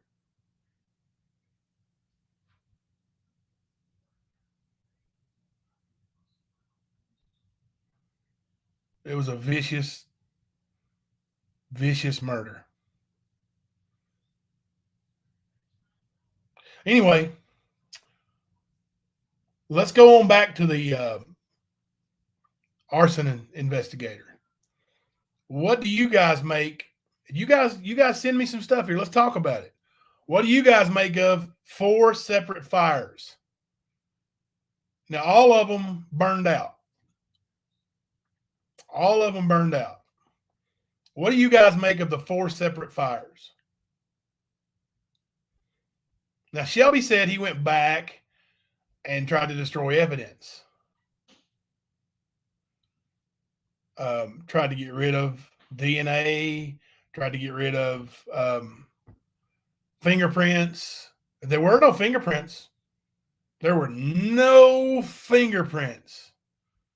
So somebody did a good job of getting rid of it.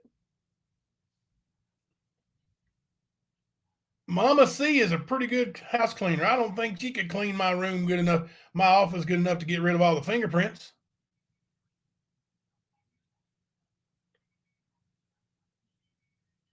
Jimbo, they say you edit your content. What's going on?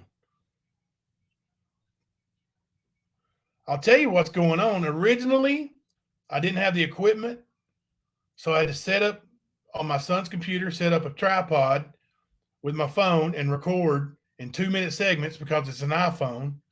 And for me to send the segments to all the people who wanted them, Not Today, Matt Kemper, to all those people before I uploaded them, they wanted to see them.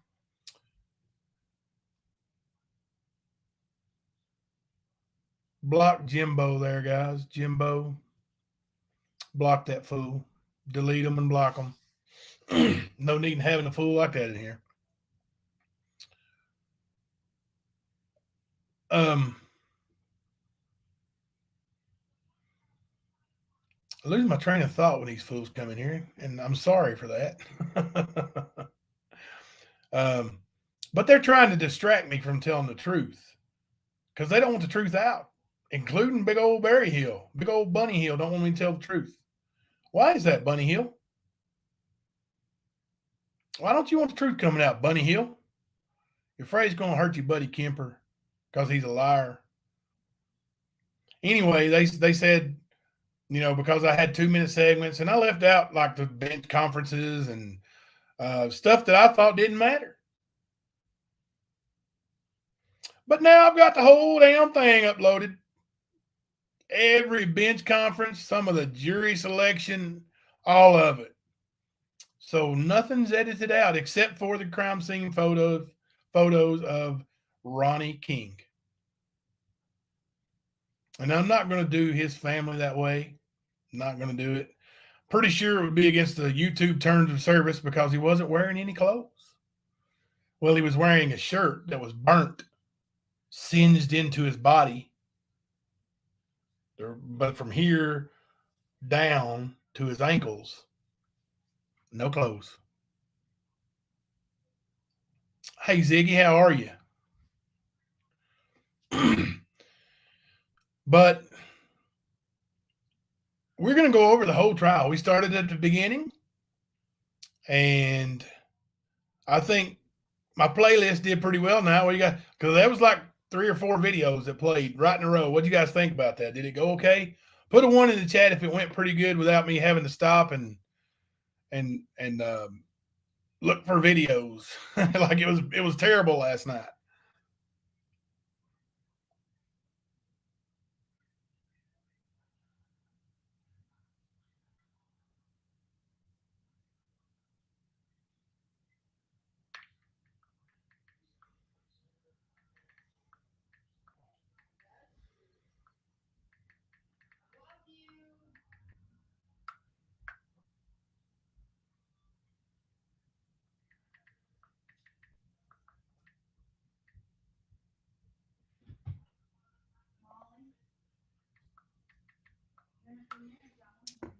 Right. Who is on trial? Oh, who's on trial? Shelby Shell, Ernie Shell's younger brother, is on trial for murder of Ronnie King. And I was guilty of watching certain parts of it, and I did not watch that medical examiner. As soon as I started listening to that medical examiner originally, it blew my eardrums out. Like it was just too loud for me. I don't know, some kind of trigger, I guess. I didn't want to hear it.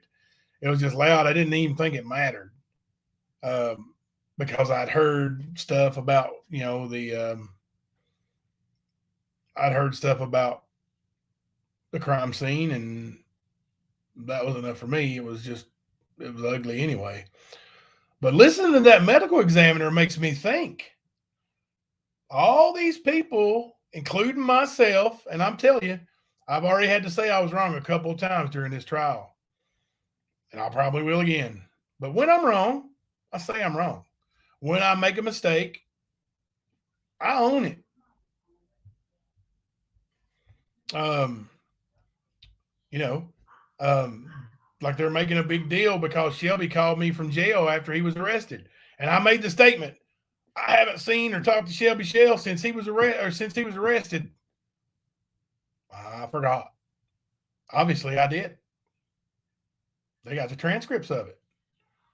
In those transcripts, Shelby's trying to get me to change my story. And I tell him, Shelby, I'm not going to lie for you. I also told him I gave my heart to God and I wasn't going to lie, period. And I didn't. I told the truth, told the truth on the stand. I know everybody goes out and says, I'll take a lie detector test. I will. I don't care. Hook me up. I don't have anything to hide. Shelby's been begging for one. I say we give him one. Let's let him take one. See if his lawyers let him take one. I bet they don't. When I talked to his lawyer, she told me like he pretty much needs to shut his mouth. In lawyer talk, that's what she said. She said, well, I'm not going to tell him he can't talk. She also said there's no gag order for Mr. Rush, and there's not. I checked again today. No gag order. Seems like you guys are being fed a bunch of bull. But the stand, that call is what showed the most Shelby was guilty. I agree. And I don't see, and I told my wife for years, how can anybody listen to that phone call and say he's not guilty? But then I saw some of the defense's stuff, and I'm like, my God, even with the phone call, I don't think I could have said not guilty. But I'm starting to see that a lot of the stuff the defense did was they reared back with a big mud ball and threw it and saw what would stick. Anything they could throw, pow, pow, pow, pow. See what would stick? And that's what they did. They threw a bunch of mud at the wall. Some of it stuck in the jury's mind. And they got a 6-6 hung jury. Shelby Shell's guilty. He's a guilty murderer. He is a convicted, confessed, plead guilty murderer. That's the truth. And he wants to say now it was all a joke. And he keeps adding people to the joke. Adding people. Not today. He's asking questions. Hey, he wanted this name retracted. What do you know about this guy?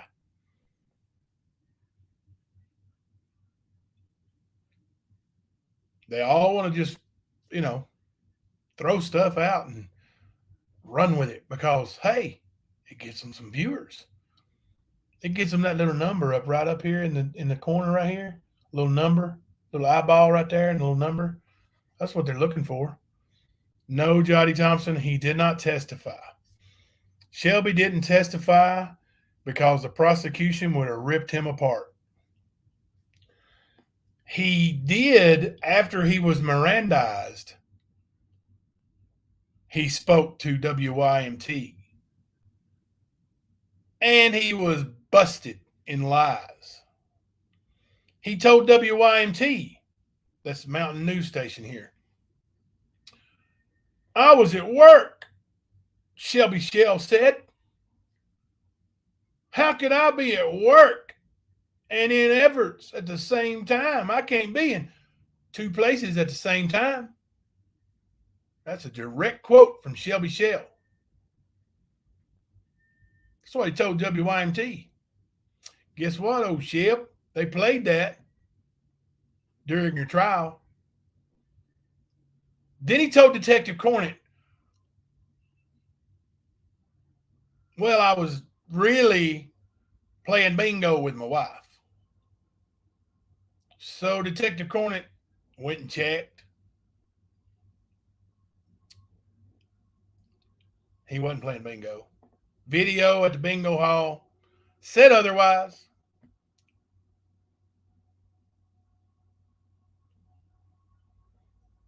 So Detective Cornett said, Shelby, you weren't at the bingo hall. So Shelby said, oh, well, me and my wife, we got in a fight on the way to the bingo hall. So we went back home and spent time together. Makes a lot of sense. I mean, you get in a fight, you want to go home and hang out, right? Makes a whole bunch of sense. Whole bunch of sense. Whole bunch of sense.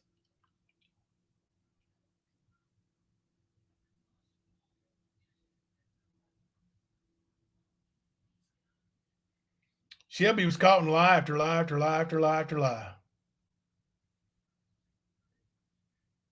What time did Shelby and Ernie come to your house? Britt, I don't remember. It was after dark. It was at nighttime.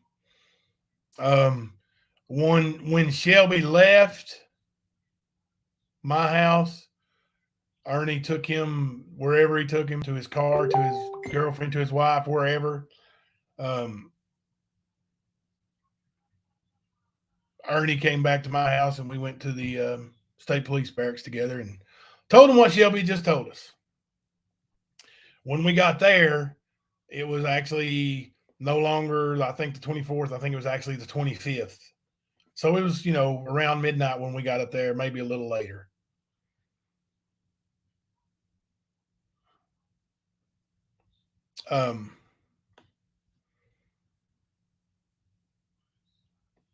So yeah, there was, when we were there, you can see on the call log that you've been misled about.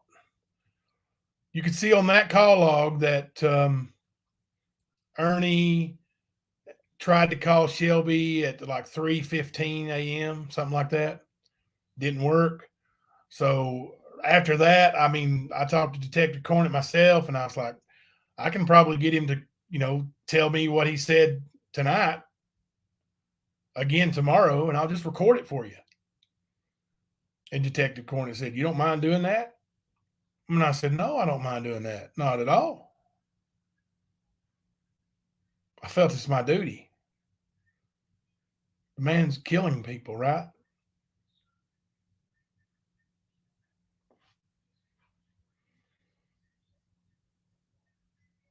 So I did. I came home, got a recorder. We stopped at Walmart on the way back, and I got a recorder, and I recorded Shelby the next morning.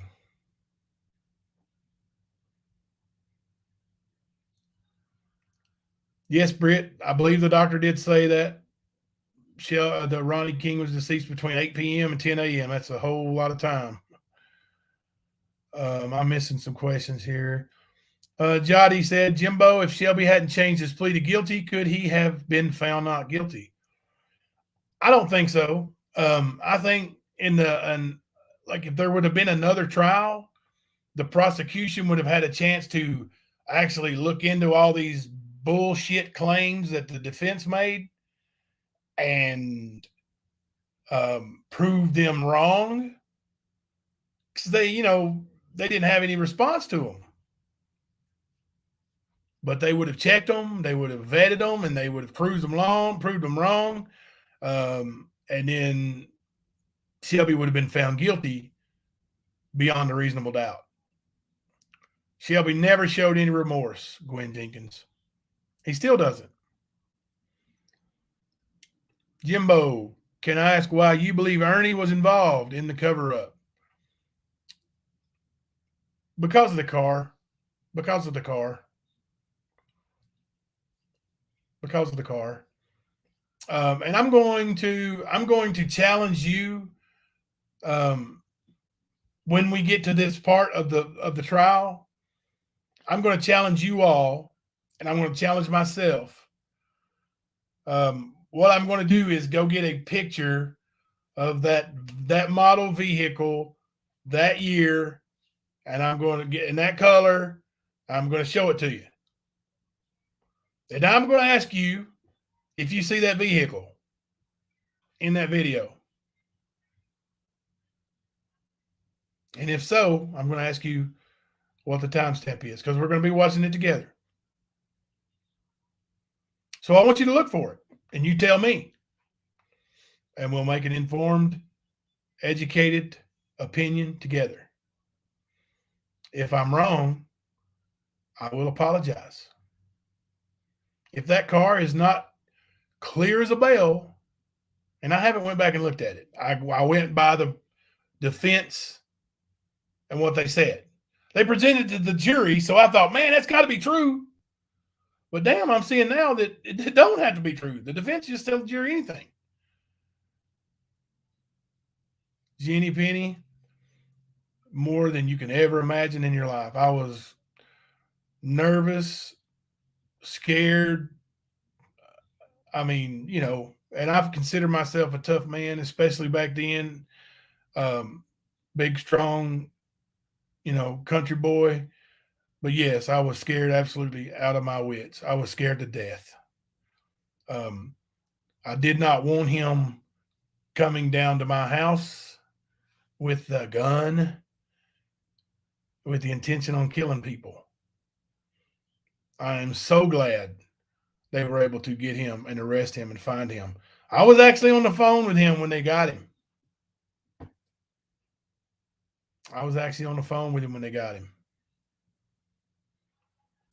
Thank you, Jimbo. He would have been toast, burnt toast. Yeah.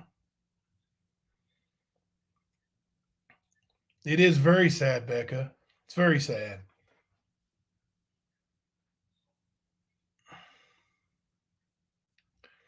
Jenny Penny, ain't that crazy? He does say that the mayor was a nice guy, but that's not remorse. Yeah, he doesn't show any remorse. Like he never does, That's actually cold-blooded to me. He says, for one, that's another lie he's caught in. Because he told you guys that he didn't go to Everett's. I didn't know how to get to Everett's. I didn't know how to get to Ronnie King's house. Remember? He said, I was in prison all my life. I didn't know how to get around. I had to meet Ernie at Walmart. I didn't know how to get nowhere. But he also says he borrowed $50 from Ronnie King to get married on. He said that in his jailhouse interview with WYMT. That's another Shelby Shell lie.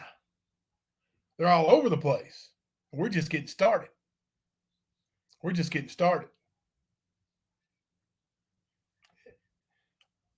These folks who believe Shelby Shell is completely innocent, bad wrong. Bad wrong, Mr. Kemper. Bad wrong. Here's my question to you. If you really believe Shelby Shell's innocent, he didn't do it.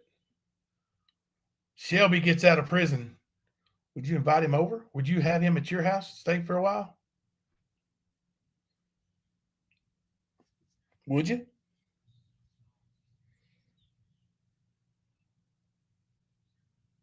Good question, right?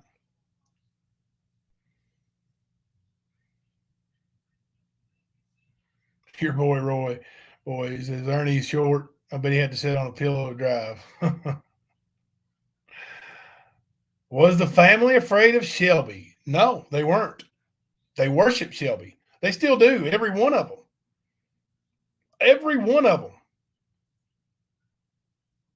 On that side. Ernie's got a couple of sisters, and Shelby has a couple of sisters that are half sisters that their father, I think, is a Ledford. And those sisters are, I don't know if they're nurses or they work in the nursing field, but they are decent people. You saw one of them their daughter on Ernie's show that night, little girl. I'm not gonna say her name, but the little girl that Ernie had singing on his show that night. That's one of his sisters. That's I would say in Kentucky layman terms, good people. She's messaged me many times over, and it's not always positive about Ernie. That's just the way it is.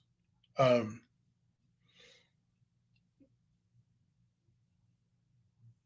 also heard they couldn't get an exact time of death. That's true. They didn't.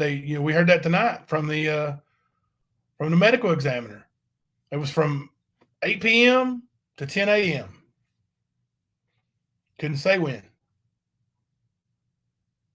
So I don't know if it was that cold in the house. And there's something that comes up. You're probably going to hear it tomorrow in Philip Bianchi's in his testimony. There's actually a broken window with a ladder next to it in the bedroom. Never came up other than that. The defense didn't say anything. The prosecution didn't say anything. When I heard it, I was like, "What? Did they really just say that?"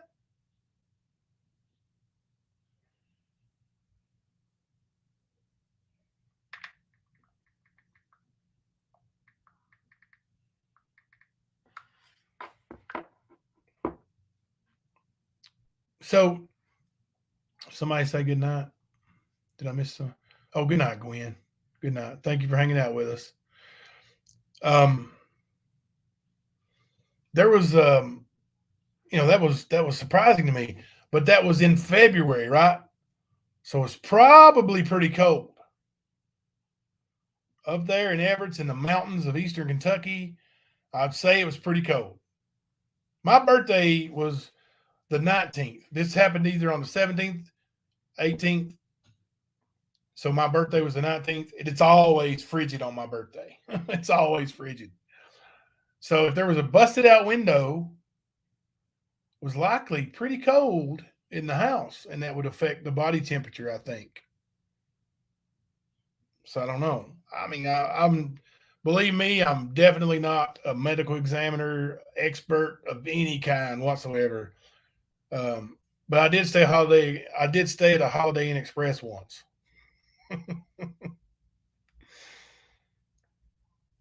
Thank you, Jotty Thompson.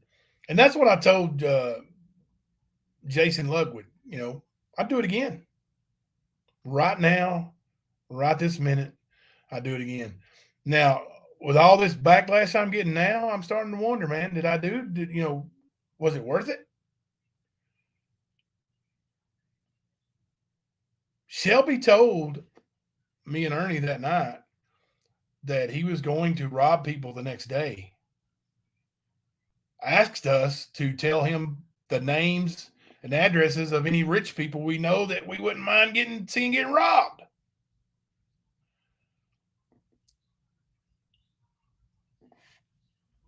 So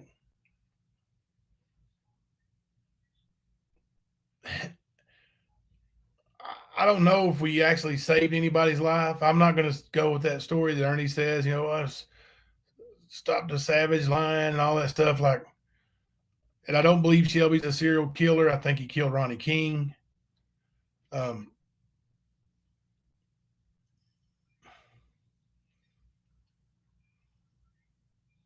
No, Britt, it wasn't a joke. There was no joke. That's not a joke. That's not a joke. What kind of sense does that even make for somebody to say that? Like, what narrative or what would that possibly? How would that possibly come about to make sense? Like, what would that do for anybody?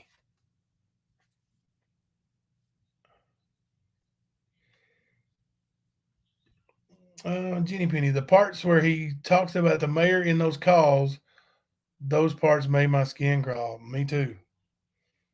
Listening to that recording triggers me. It bothers me. Um, I didn't sleep for a long time. Like, I slept, but I didn't sleep good, and I didn't sleep throughout the night for a long, long time. And I've got messages from Ernie, uh, as recently as like 2020, I think, saying that, for one, he thinks Shelby was after him. He was out of prison. Like, he was freaked out. He was having a breakdown, and 100% he was having a mental breakdown. But yeah, he was, he's triggered by it too. He had a hard time sleeping too. Now, if he was involved, then it would be even harder for him to sleep, right? Like if you're there and you see that, it'd be even harder. But let's reserve that. Let's reserve it. Let's be fair to everybody. I know probably wouldn't get the same uh, fairness afforded to you from that side, but let's be fair to everybody, and let's wait until we see the whole trial, all the evidence, and then let's all make an informed decision. We may even have a poll at the end. Yes for guilty, no for not guilty, and see what you guys would think.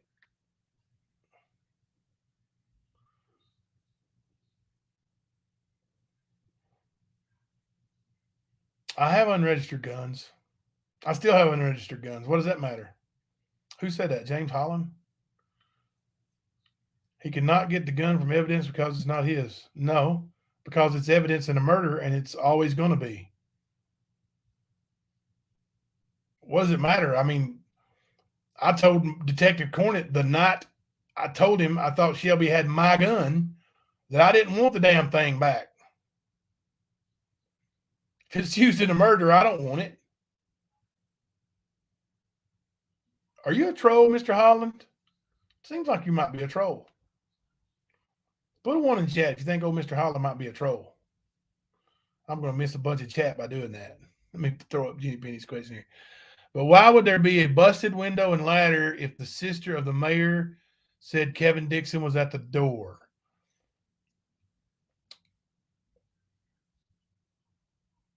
Because Kevin Dixon may have been at the door. Maybe Kevin Dixon went in and saw him.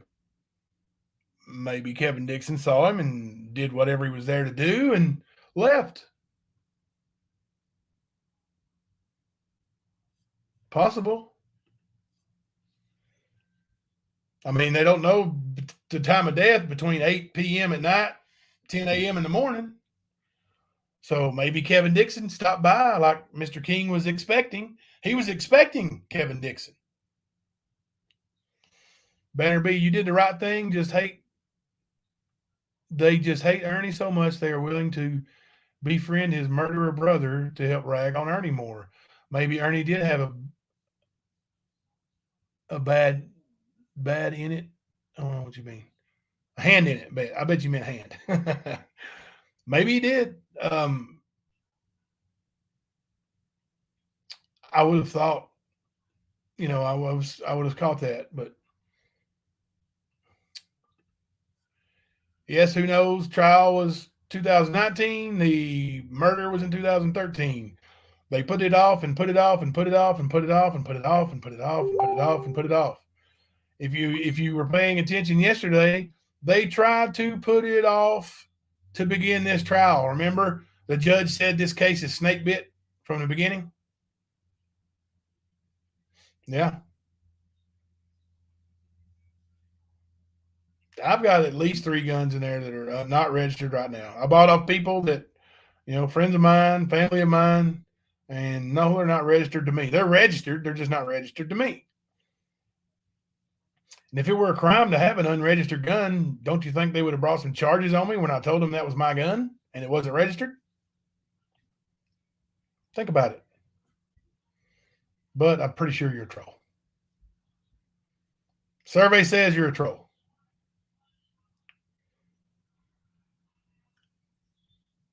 Mama Steph, what are you talking about, Red Ruby Sky? I missed Mama Steph's question. Did Shelby have any wounds from struggling with Mr. King? I don't know. I do not know. They didn't arrest him until what, 8 days later? So I don't know. Now, the story that Shelby told, how he subdued Mr. King, there wouldn't have been any struggling going on.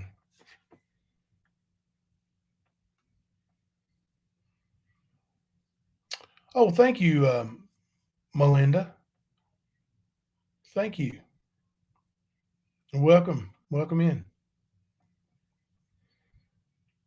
I missed the question that somebody had asked. Red Ruby Sky. What was the question I missed from Mama Steph?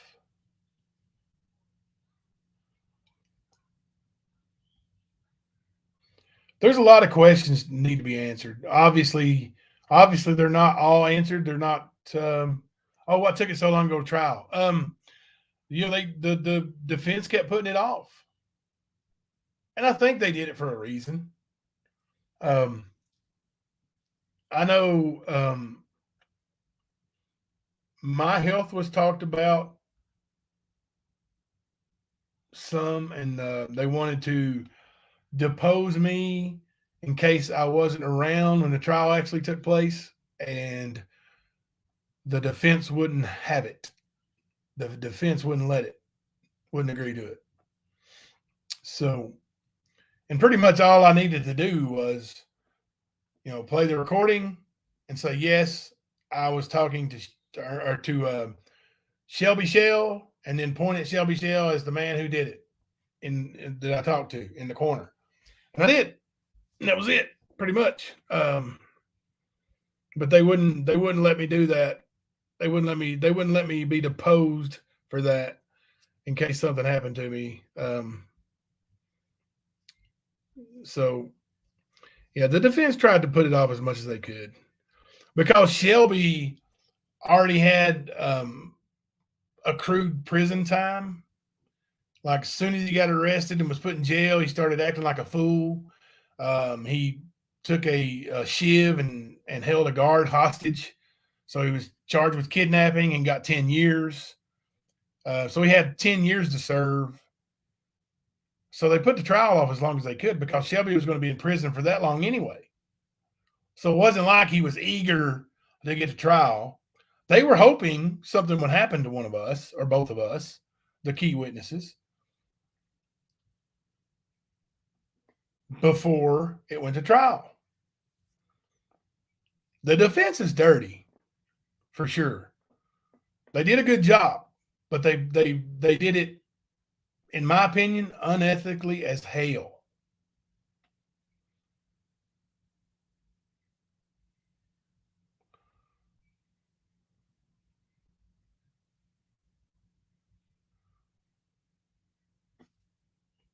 Banner B's telling you who knows. Do you follow the Leticia Staunch case? Holy cow, her defense has put it off for 2 years already. It's frustrating. And I think that's a defense tactic. And they tried, like I said, they tried to get it mistrialed at the beginning of this trial. The judge said that famous line, like, this case is already snake bit. Like, a bunch of people said, I never heard that before. So that's pretty wild. It's pretty wild. Kim Sachs. Let's see what you got to say here. I am not a troll, and I have a question. Didn't Shelby come to your house right after the murder? You would have seen any injuries, right? I don't know. Did he come to my house right after the murder? Who said that?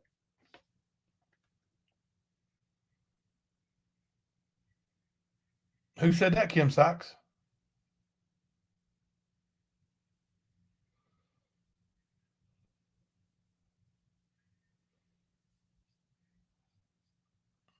I don't think so. I think the night of the murder, my wife and I drove over to the Love's gas station and met Shelby and his wife.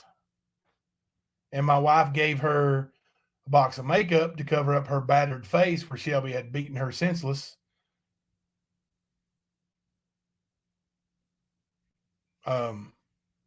But I didn't. No, I didn't. I don't even remember getting out of the car. Shelby says there's video of it, so let's grab that video and see. I don't remember seeing him, and I don't. And if I did, I sure don't remember seeing any defense wounds. But like I said, I'll just go ahead and say it. I'll just go ahead and say it. Proud of that? Are you proud of that $100 down? Just shows what a coward you are. Anyway,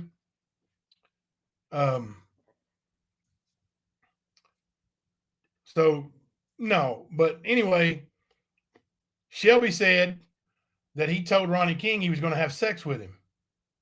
And he got Ronnie King to lay on the bed, pull his pants down. I don't know what kind of defense things he would have if he was laying there on the bed with his pants down when Shelby smashed him in the head with something. So maybe that will help you out a little bit. I don't think there would be any defense wounds. But maybe there were. Maybe there were. I don't know. I know, but the time the cops saw him and arrested him, I'm sure they didn't get any DNA under his fingernails or nothing like that. So, yeah, I don't know. Yes, thank you, 616 Love. A very kind lady replaced that $100 for you, Jamie. Didn't even work out for you there, buddy, did it? You thought you took money from my family, took money from my kids, didn't you? And you was proud of it. But you showed everybody who you really were because you was on your live stream running that mouth at me, and you riled me up just enough. And when I came into your chat, you blocked me, and then you did an Ernie. You blocked me, and you kept on running your mouth, and you kept running your mouth in front of your camera like you were big and bad, and you were going, "Just send me the money, send me $100 in diesel, and I'll come up there and whip your ass." So I did. And I heard the little Cash App thing go off, and you picked your phone up, and you wouldn't even look out. You didn't tell nobody, though. You didn't tell nobody that I sent you $100. You wasn't going to, because that makes you look like a coward, which you are. So I had to go live myself and show everybody where I sent you that Cash App. Didn't I? 616 Love, you have done enough.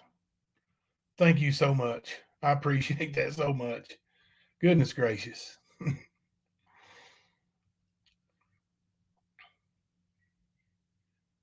You're right, Shay. A real man would keep his word and show up, but he ain't going to. He don't want it. He don't want it.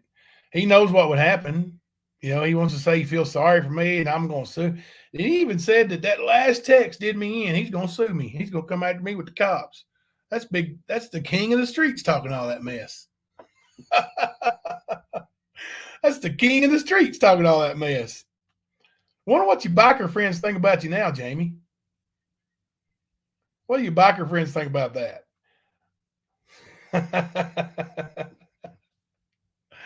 Oh, gosh. All right, let's move on. Let's talk about the trial some more. Jamie's going to pop in here every now and then, and if you guys can catch it before I see it and keep me from getting riled up, just go ahead and bang them on out of here. I don't care. But, yeah, he's a troll. That's all he's got. That's all he can be. That's all he can be.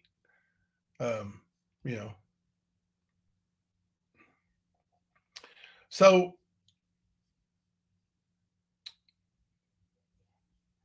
right. The longer they wait, the less chance they have of evidence. And that's a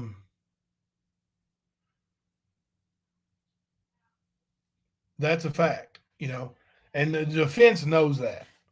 I'm telling you, the defense was masterful. And this was public defenders. Public defenders. They were absolute masterful.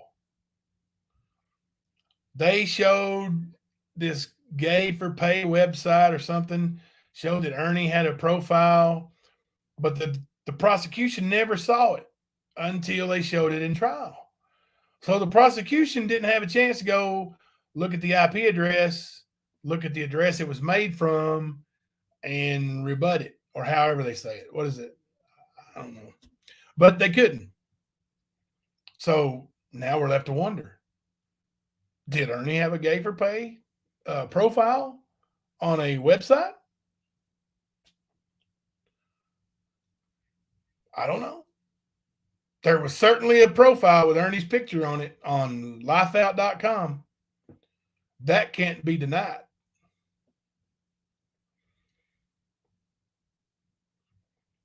I don't know that Shelby would have made that profile, April, because Shelby was in jail. Now, his sister Amber, different story. His sister Amber's a different story. Lobo, I think it was the 24th. It was the night before we went to Harlan, the morning of the 25th. Like it was the 24th, 25th, those two nights, those two dates combined. Like I'm pretty sure it's 24th. But 24th, he's in my basement. Late at night, we drive to Harlan. By the time we get there, it's early the next morning, which is the 25th, which is the day I come home and make the phone call. And there was a bug on me. But there was anyway, that was oh, hang on a second. That's good stuff. Let me see that. Anyway, that was the 24th, 25th. Those, that night, that morning, Shelby left and we went to Harlan and reported it right away. There wasn't, a couple hours went by from the time he was in my basement, the time I was in Harlan County telling the state police what happened. Like, I didn't even think about it. Like, here's a confessed murder. Dude confessed murdering somebody to me. Like, I guess he thought I was cool with it. Like, we were such good buddies that I wasn't going to say anything. But you're not going to say that to me and me not tell the cops. Like, I'm just, call me a snitch, call me a narc, whatever you want to call me. That's just not going to happen. Banner B said, Ernie claims a guy that was hating on him at the time made it. And then we all know Ernie got his fair share of haters, and he gets them by the way he acts. So I don't doubt it. It could be true. It could not. I don't know. And the profile's gone now. I didn't look it up, but one of my mods did, and it's not there anymore. And she was like, thank you very much for sending me to that website. That was disgusting. So, yes, Jenny Penny, like locker room talk, I guess. Like, I guess he thought it was okay. Like, hey, kill this guy. Well, man, that ain't cool. Not with me, not ever. No way. No way I'm going to let that go, man. There is no way. I agree with you, Angela Green. I agree with you. I thought the murder happened, then Shelby and Ernie came over that night thinking, no. Yeah, no. No. Yeah, I think a lot of people's timelines are messed up. Was one of my house fires insurance fraud? What do you mean? You mean when my mom's house caught on fire? And do you mean the guy who's in prison for setting it on fire now? Do you think he was in it for the insurance? Why don't you check the facts instead of just what Nicolina and Not Today and Fat Boy Kemper got to say? Why don't you check the facts? I'd let you talk to my mom, but she's dead. She can't answer you there, BDAC. Yeah, I know it's Kemper troll. If Kemper stopped real fast, BDAC would be right up his ass real quick. But yeah, it was my mom's house, caught on fire. It was determined to be arson, and there is a man serving a prison sentence for it now, and that man is in prison longer than Shelby Shell will be. How about that? How about that? How sick is that? Guy sets a house on fire and he's in prison longer than a murderer. Sad, ain't it? Sad, ain't it? Yeah. Yeah, I was in Gatlinburg, Dollywood, with the family.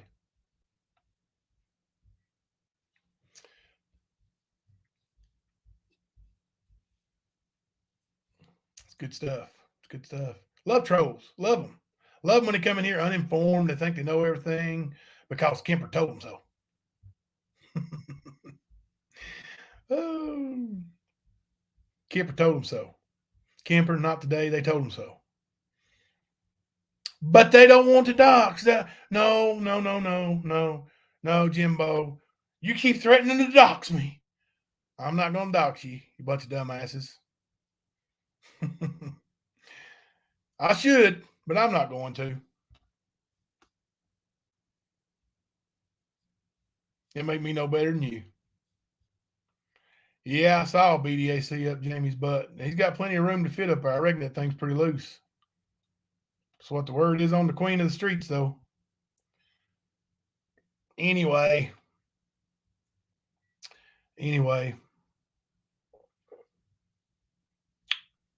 Yeah, Shelby's plea deal is, I guess it's eating them up. And Shelby is trying to get a new trial. And you want to know the kicker? Like, I talked to the prosecutor, and he was laughing about it, like just completely, almost in tears, laughing about how funny it was. Talking about Shelby's trying to get a new trial based on saying his attorneys were ineffective. What? His attorneys were masterful. The damn boy couldn't have got better attorneys. Like, not without paying O.J. Simpson's damn team, the dream team. I think that's the only way he could have got better representation.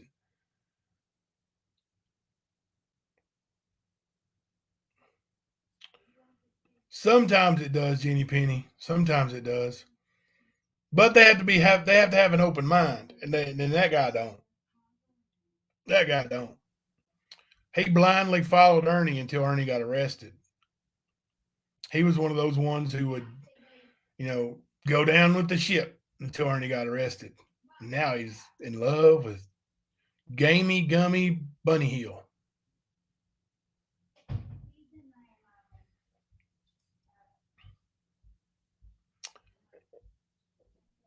Yes, we are going to have some more trial tomorrow night. You guys think 11 Eastern would be a better time to start? Maybe give some time people to check out these shows that start a little earlier and these channels that start a little earlier on their live streams and then get in here. Because tomorrow you're gonna hear from the coroner, and boy, does he have some stuff to say. Coroner and Detective Cornet some more, and won't be too long. Okay, let's see. I'm not trying to start drama, but a serious question. Nicolina put out a video about how you better not dox, and she'd get her a lawyer involved, and how it's okay for her to information out on other people. She can get a lawyer all she wants. I don't have any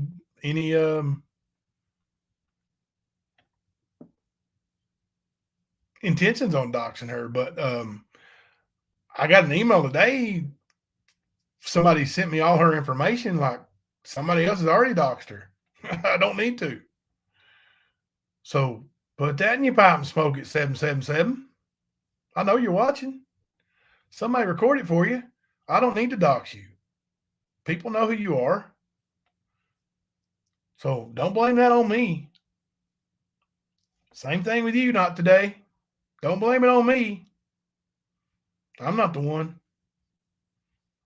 I don't dox. That's not my gig. Not what I do. Now, don't you guys wish you could say the same? Mm-hmm. You see how people act. Like, you see how they've acted. You see how the Queen of the Streets, Bunny Hills, acted. Yeah, a lawyer for YouTube. Ain't it funny? Yeah, let's jump on here. Let's get a lawyer. Let's start on somebody. Let's call him a murderer, and then go get a lawyer if they threaten to say who I really am.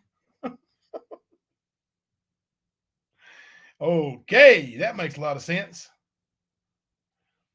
But I'm not doxing people. 616 Love will. She said, I will gladly dox someone who lies for gain. It's not illegal.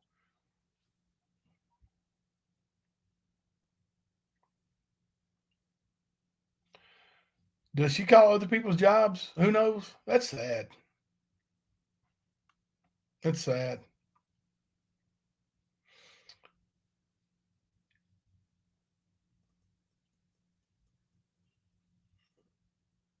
Yeah. It's all good though. Hey, I know who the real legitimate people are, who the kind-hearted, good-hearted people are. You guys message me pretty much every day, telling me, God bless me and my family, and Lord knows I need it tonight. I mean, I have went off the deep end on Bunny Hill earlier, and if you did not see that live that I impromptu went live and ran his mouth,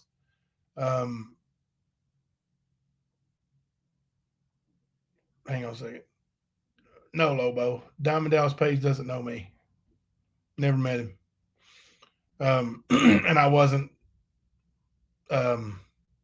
Actually, Ernie and I weren't friends at that time. It was one of those times that we weren't buddies when he did that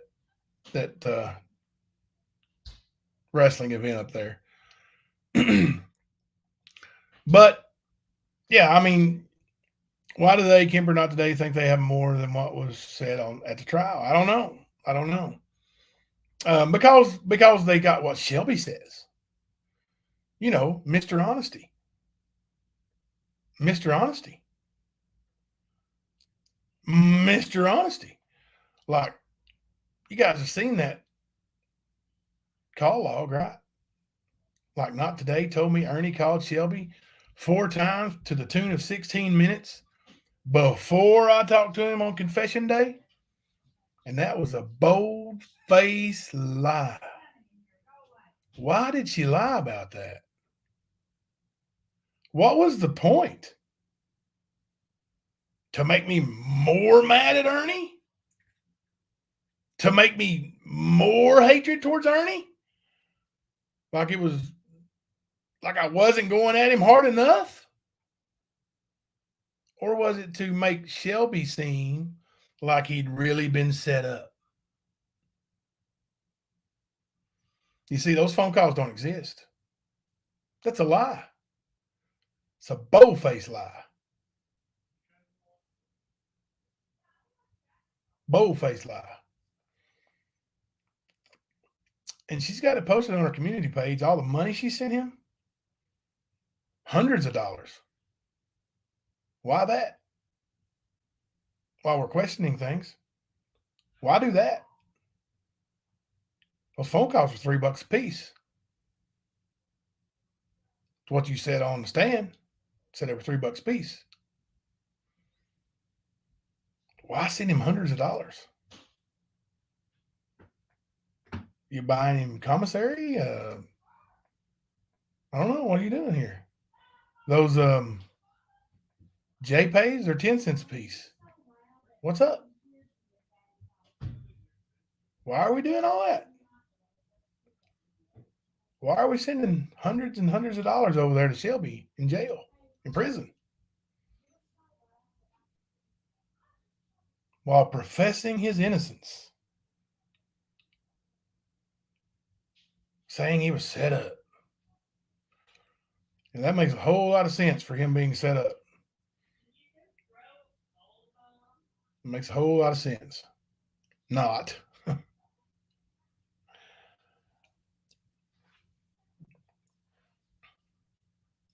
Yeah, it's just crazy. It's ridiculous. Go check it out. Look at her community page. Look at those posts. She's got the transcripts from when Shelby called me from jail too. And I'm sitting there talking to him, and you can see if you really pay attention to it, I'm going, yeah, yeah, yeah, yeah, yeah, yeah. Okay, yeah, buddy. Okay, buddy. Yeah, yeah, yeah. Like, I don't want to talk to him. Tell him what he wants to hear. I don't want to really talk to him. And then he starts getting angry, and he's like, you need to tell them this, you need to tell them that. And I'm like, Shelby, I'm not going to lie for you. Well, you know that gun, this and that. I said, Shelby, I'm not going to lie for you. Jenny Penny, I would think so. Wouldn't that perhaps be constructed as unethical if we're trying to be honest, get an honest recount that's not biased by the person interviewing? I would think so. But she's bragging about it, saying I owe her all that money that she sent to Shelby, I guess. She's claiming I owe her money. I've sent her plenty of money. She ain't getting another penny out of me. I even sent her some money recently to be facetious and said, God bless you. And did she send it back? Nah, she kept it. She kept it.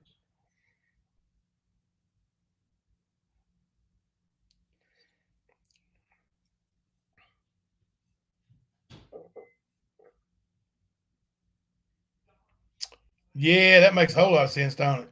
Makes a whole lot of sense. I'm not going to get too far into that. I've been told other things, but not today. Talked to her son on live from prison. She mentioned he is spending, I forgot how long, for stealing cigs from Walmart. Shouldn't that be considered a misdemeanor? Why spend so long for that? Yeah. Yeah. I don't know. I don't think she would lie about it, would she? I mean, she's completely honest about everything. It's all right, Judy Penny. She said, whoa, I left out a lot of words again. I do that when I'm texting all the time. I think like I skip stuff thinking I've actually put them in, but I don't. Yeah. But I didn't even want to get this far into that stuff. Like, I don't care what they do. They can buy Shelby a brand new car for all I care. Not today's son is in prison. Has been since he's a juvenile, will be until I think 2024. I guess for stealing from Walmart. I don't know. 616 Love. He was a juvenile when he went to jail. So that doesn't really add up to that. So, but we're not going to, let's don't talk about that no more.